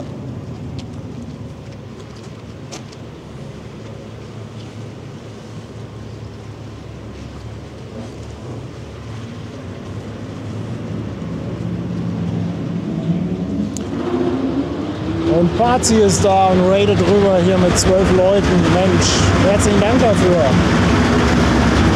Pazi, altes Haus. Lars, danke für 5,99. Ute ist seit 14 Monaten dabei. Schick, ja, jetzt sehe ich es auch, Ute. Skalar. Okay. Trotzdem danke für den Hinweis. Und Andi der Sattelschlepper meint für 5, schickt 5 Schweizer Franken und meint, Torben macht gleich ein 360. Ja, Torben ist schon ein bisschen unter Erwartungsdruck.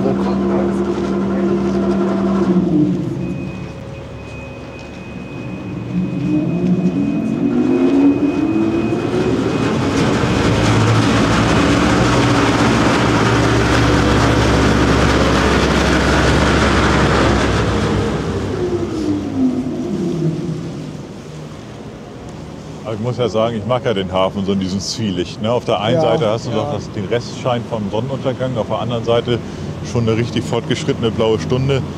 Ah, schön.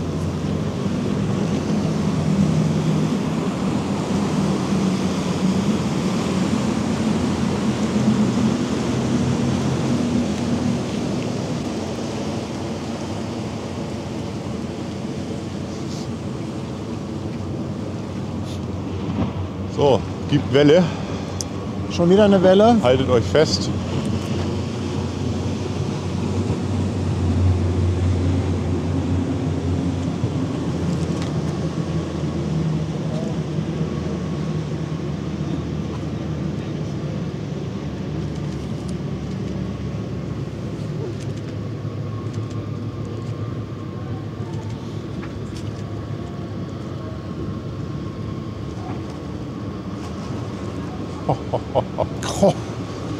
Okay, Also dieser kleine, Die Welle ne, der wird macht Ihnen- echt Radau. die Welle wird Ihnen präsentiert von den Hafenlotsen. Junge, Ja, definitiv.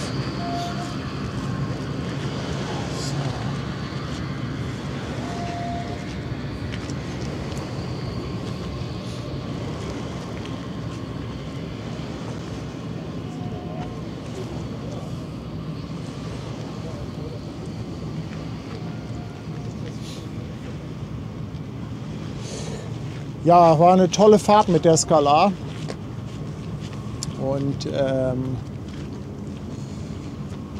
da geht gerade der Lotse an Bord. Das heißt, André ist höchstwahrscheinlich nicht an Bord, denn André ist ja Freifahrer, der hat ja Lotsenbefreiung. War eine sehr, sehr schöne Fahrt und ich habe ja schon die nächste Frachtschiffreise geplant. Wird immer konkreter,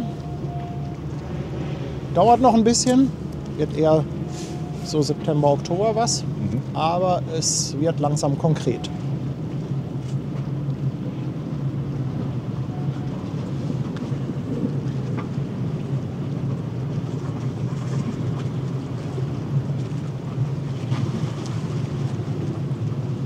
Wenn du das machst, dann wird das wahrscheinlich auch wieder ein Mehrteiler, ne? Oder?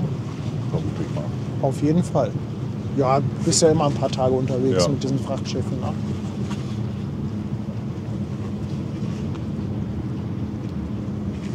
Ist aber auch wirklich ein schönes Schiff, die Skalar, finde ich. Kann natürlich auch sein, dass ich da verblendet bin, weil ich mitgefahren bin. Ja, aber man hat ja auch so vielleicht mal ein bisschen seine Favoriten, aber ich glaube auch, dass die Rambo-Schiffe werden genauso gepflegt wie die Fairplay-Schiffe, oder? Ja. Also bei Fairplay hast du ja, wenn du an Bord gehst, denkst du auch, das ist gerade irgendwie von der Werft runter, ne?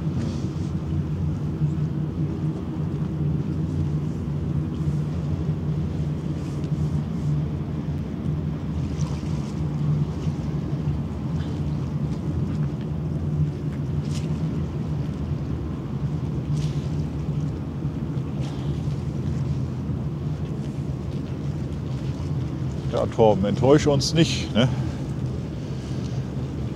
Hier stehen einige und frieren für dich.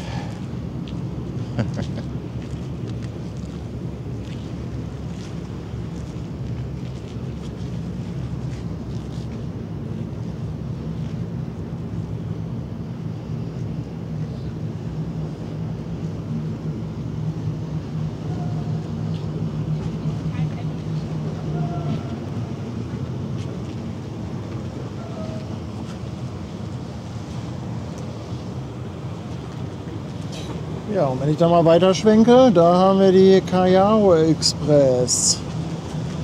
Sie kommt langsam näher.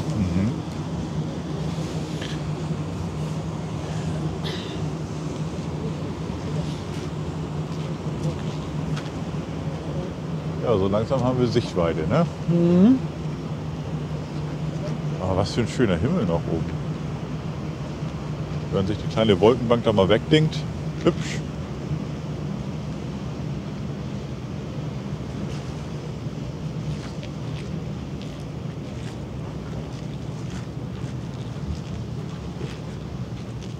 Also am Donnerstag der Stream war ja schon sensationell. Also das hat ja auch richtig gerappelt mit Schiffen. Ich weiß nicht, wer es gesehen hat von euch. Also der war auch echt ein Rekordstream. Also weit über 40.000 Leute gesehen mit mega Licht. Aber heute, dass das jetzt auch noch mal in der gleichen Woche noch mal so ein High-Traffic-Stream mit so tollem Licht gibt, das hätte ich nicht Klasse, gedacht. ne? Ja, also das ist wirklich heute ja besser, schlechter ist ja immer schwierig zu sagen, aber ist auf jeden Fall auch noch mal so ein Megastream wie der am Donnerstag. Also ich finde, jeder Stream hat irgendwo so seine Besonderheiten, ne? Aber wenn du dann natürlich noch das Glück hast, dass du tolles Licht hast und dass du dann nochmal mehr Schiffsverkehr hast als eigentlich gedacht und so, wenn da viele Sachen zusammenpassen, ist natürlich schön.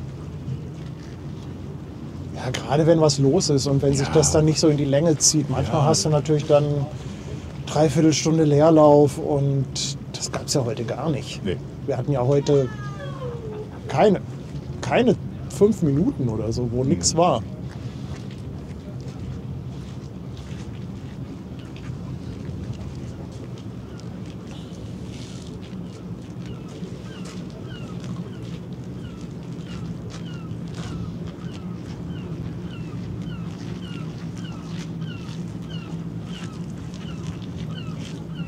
Eine Lachmöwe.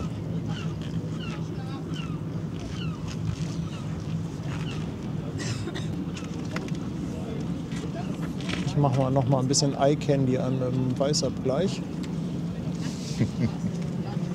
Doch, so sieht das ganz gut aus.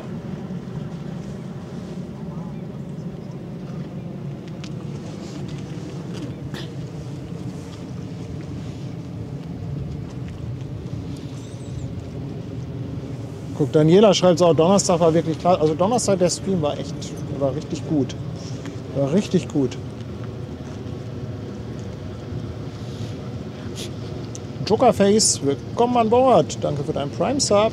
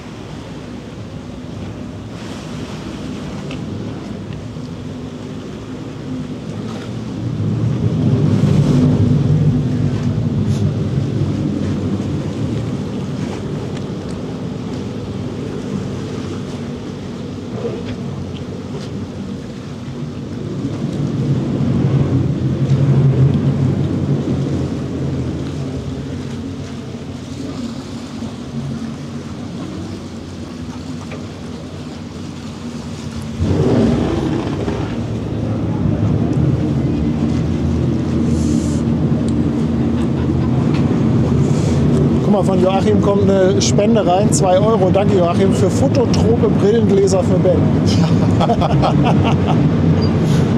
Dankeschön. Merci.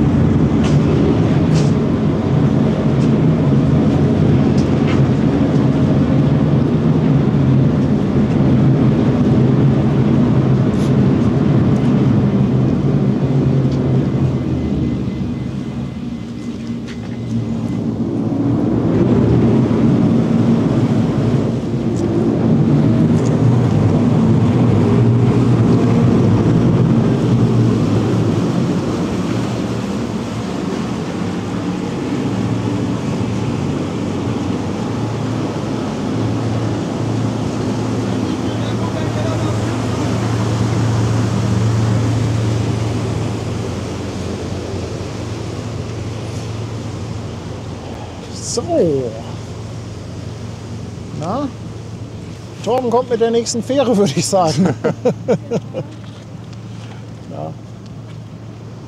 Mann, oh Mann, ich hätte heute glatt eine lange Unterhose anziehen können. Das ist schon echt frisch. Boah, Also, Handschuhe fände ich jetzt schon ein bisschen cool.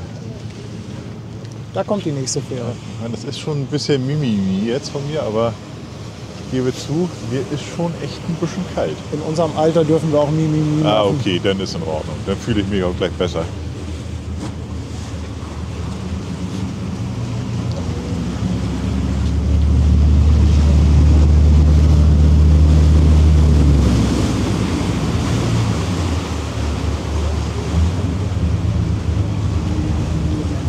Oder jetzt so ein paar heiße Fischstäbchen, ne? Das wäre auch in Das Ordnung. wäre was.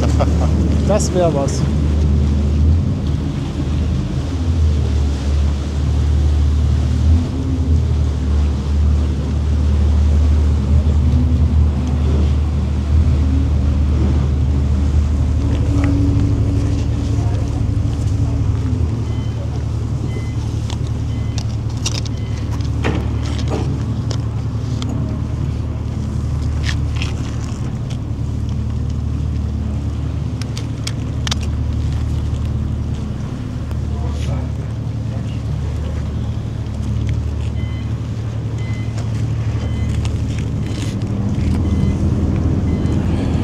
Ach, du bist ja ein Schatz.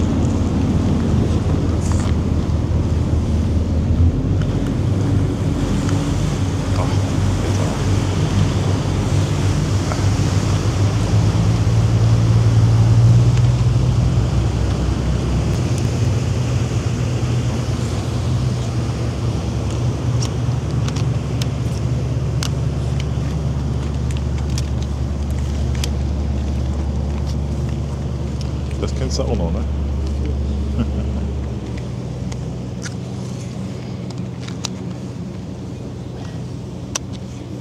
Was ist denn hier jetzt eigentlich los mit meiner Stromversorgung? Irgendeiner will mich Ja? gerade. Doch.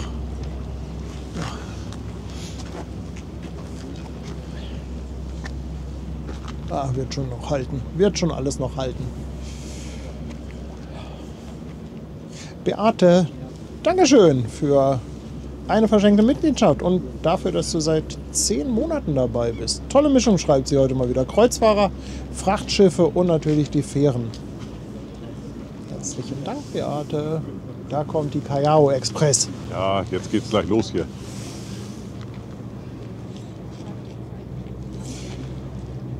Gehört zur Valparaiso Express Klasse. Das erste Schiff war damals die Valparaiso Express. Ich glaube, die Callao war die letzte. Bin mir da jetzt aber nicht mehr so ganz sicher. Hauptsächlich im Südamerika-Dienst unterwegs, weil sie Anschlüsse für über 2000 Kühlcontainer hat. 333 Meter lang, ich glaube 48 Meter breit ist sie. Und soweit ich weiß, 10.500 Toy, die Schiffe.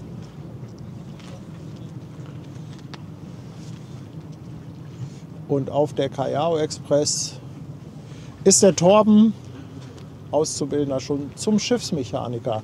Macht jetzt seine letzte Reise, bevor er nochmal in die Schule muss. Und ja, wir haben extra gesagt, für Torben werden wir heute hier stehen, ihn empfangen. Und Torben möchte gerne zum Abschluss einmal den Typhon-Knopf drücken. Als Schiffsmechaniker hatte er sicherlich dafür gesorgt, dass das Typhon auch auf jeden Fall funktioniert. Meinst du, er ist nochmal reingekrochen und hat es nochmal geputzt und noch gewartet poliert, nochmal? nicht? Ja. Nochmal mit einem Backschaftslappen durchgegangen. Ne?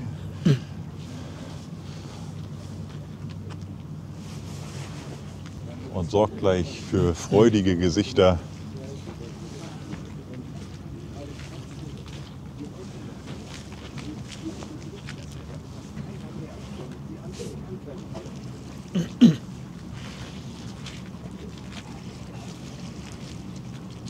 Als ich damals mit ihr gefahren bin, war die noch fast neu. Mhm.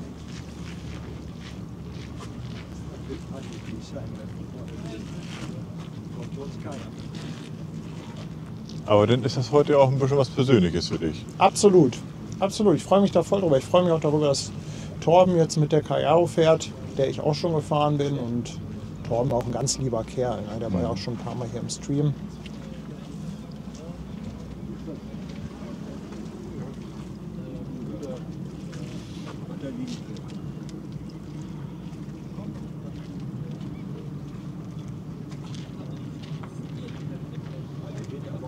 Ich habe Torben gesagt, er soll mal darauf achten, dass keine Fähre vor unserer Nase ist.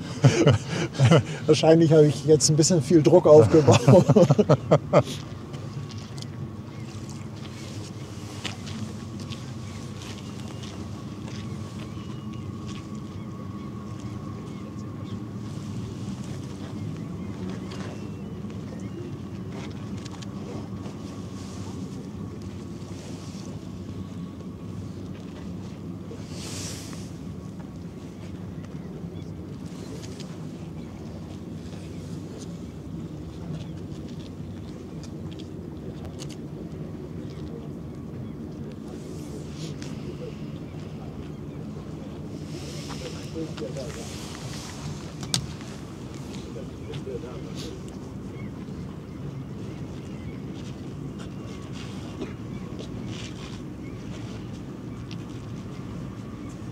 Vielleicht steht er auch gleich auf der Brückenlok. Von da kannst du das Typhon ja auch bedienen. Und dann winken. Das Ja, da, wär's doch. guck mal, da laufen auch einige rum da oben auf der Lok, auf der Steuerbordseite. Also im Bild links. Das ist ja garantiert.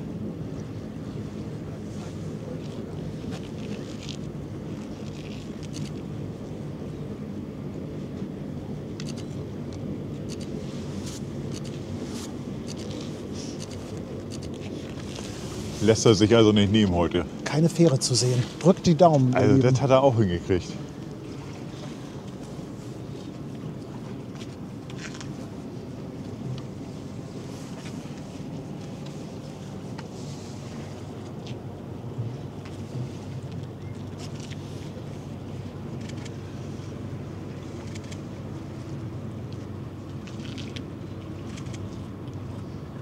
Komm, hau raus, Torben.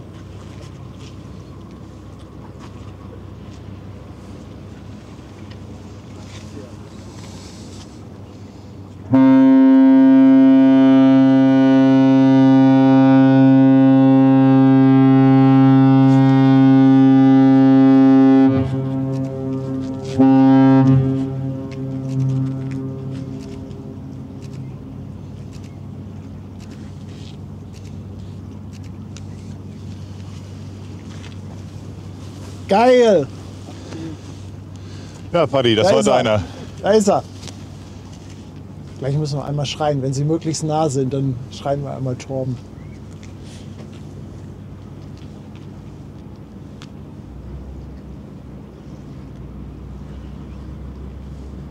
Oh nein, er geht wieder rein.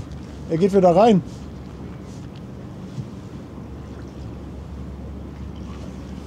Eine geile Hupe, oder? Sowas hätte ich gerne Doch, auf da das ist er, Auto. da ist er. Warte mal. Torben!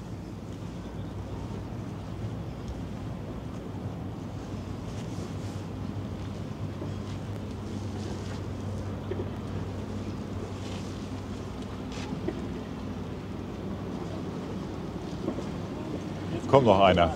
Pass auf.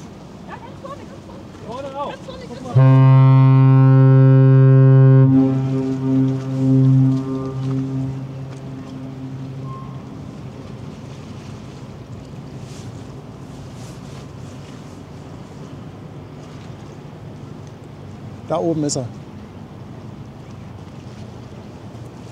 Torben! Geiler Typ! Kannst du pfeifen? Nee. Sehe aus wie Brigitte. Yo! Woo! Willkommen to Roos!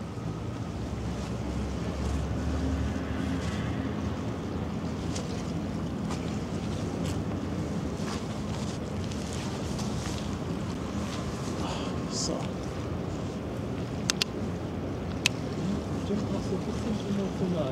Ja, das denke ich wohl, ne?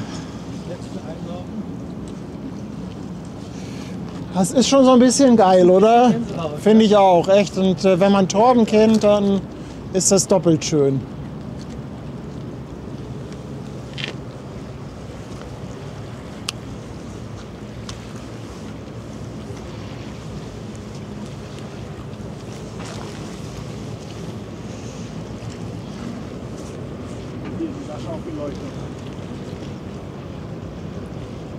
Ah, guck an.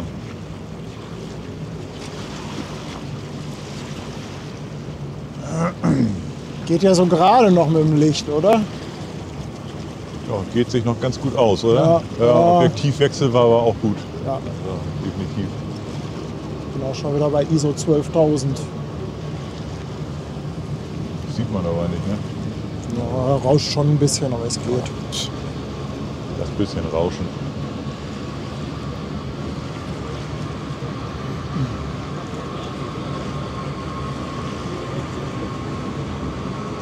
Ja, also Hut ab, Torben. Du hast geliefert, aber richtig. Absolut. Absolut.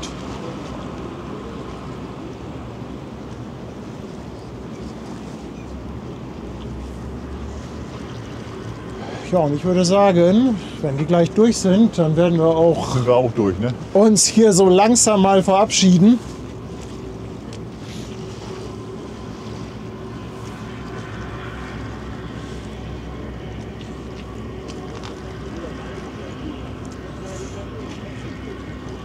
Andi, lieber Sattelschlepper, nochmal 5 Schweizer Franken.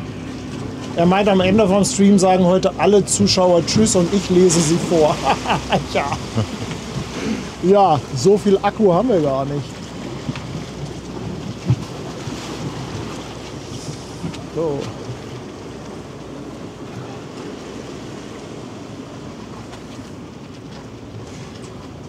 Und der Nordlicht haut auch nochmal 11,99 raus. Sagt, schöner geht's nicht. Ja, da hast du recht. Also das ist wirklich Ja, das in ist der schon- Tat ein sehr, sehr schöner Moment. Welcome home, lieber Torben. Und Volker bedankt sich auch nochmal mit 2 Euro, auch speziell bei Torben. Danke dir, Volker. Ah, die Schlepper, die kommen jetzt gleich erst. Die gehen ja in Köbrand zum Containerterminal Altenwerder. Jetzt seht ihr, kommt vorne ein Schlepper dran. Sieht auch toll aus, oder? Wenn der Schlepper da so unter den Bug fährt. Ist hübsch. Na? Ja, ich gucke das gerne. Ne? Also Schiffe gucken im Hafen ist einfach richtig toll.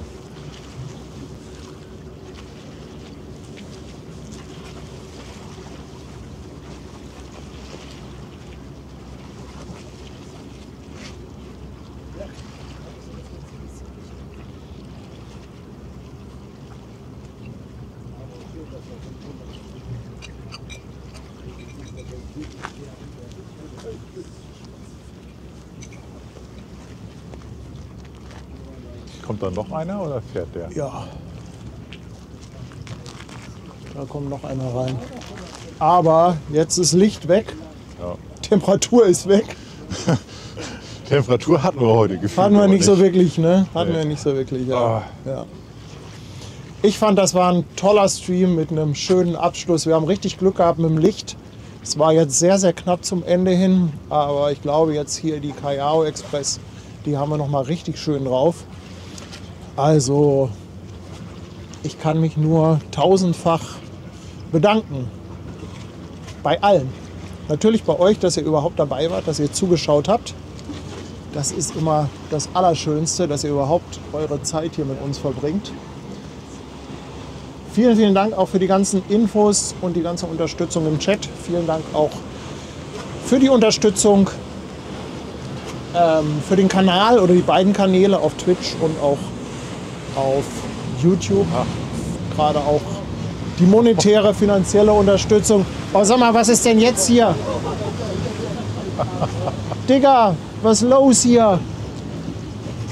Du bist so schön im Danke sagen und er dreht durch. Ne? Und ist das Ich denn? dachte, der Ist fährt denn hier frontal rein. Ne? der legt hier mal gerade mit dem 180 an. Leute, Leute, was ist denn hier los? Die Turbowände.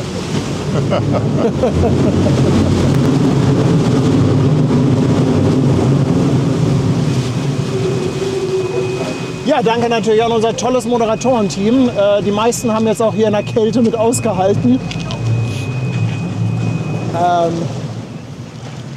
Aber so langsam ne, ist knackig. Ne? Darf es warm werden. Wir werden jetzt nämlich die Ortkarten, die fährt jetzt nämlich nach Finkenwerder. Wir werden jetzt den Stream beenden und auf dem Rückweg versuchen, die Ortkarten zu bekommen. Das heißt, wir haben so roundabout 10 Minuten zum Einpacken. Von daher nochmal ein ganz, ganz dickes Dankeschön an euch alle. Und dann sage ich mal, hoffentlich bis morgen, 14:30 Uhr, Fletfahrt Ja, mit machen wir. Elas und Claudia. Machen wir die Flete ein bisschen unsicher. Alles klar, ihr Lieben. Dann würde ich sagen, haut rein und bis morgen. Tschüss.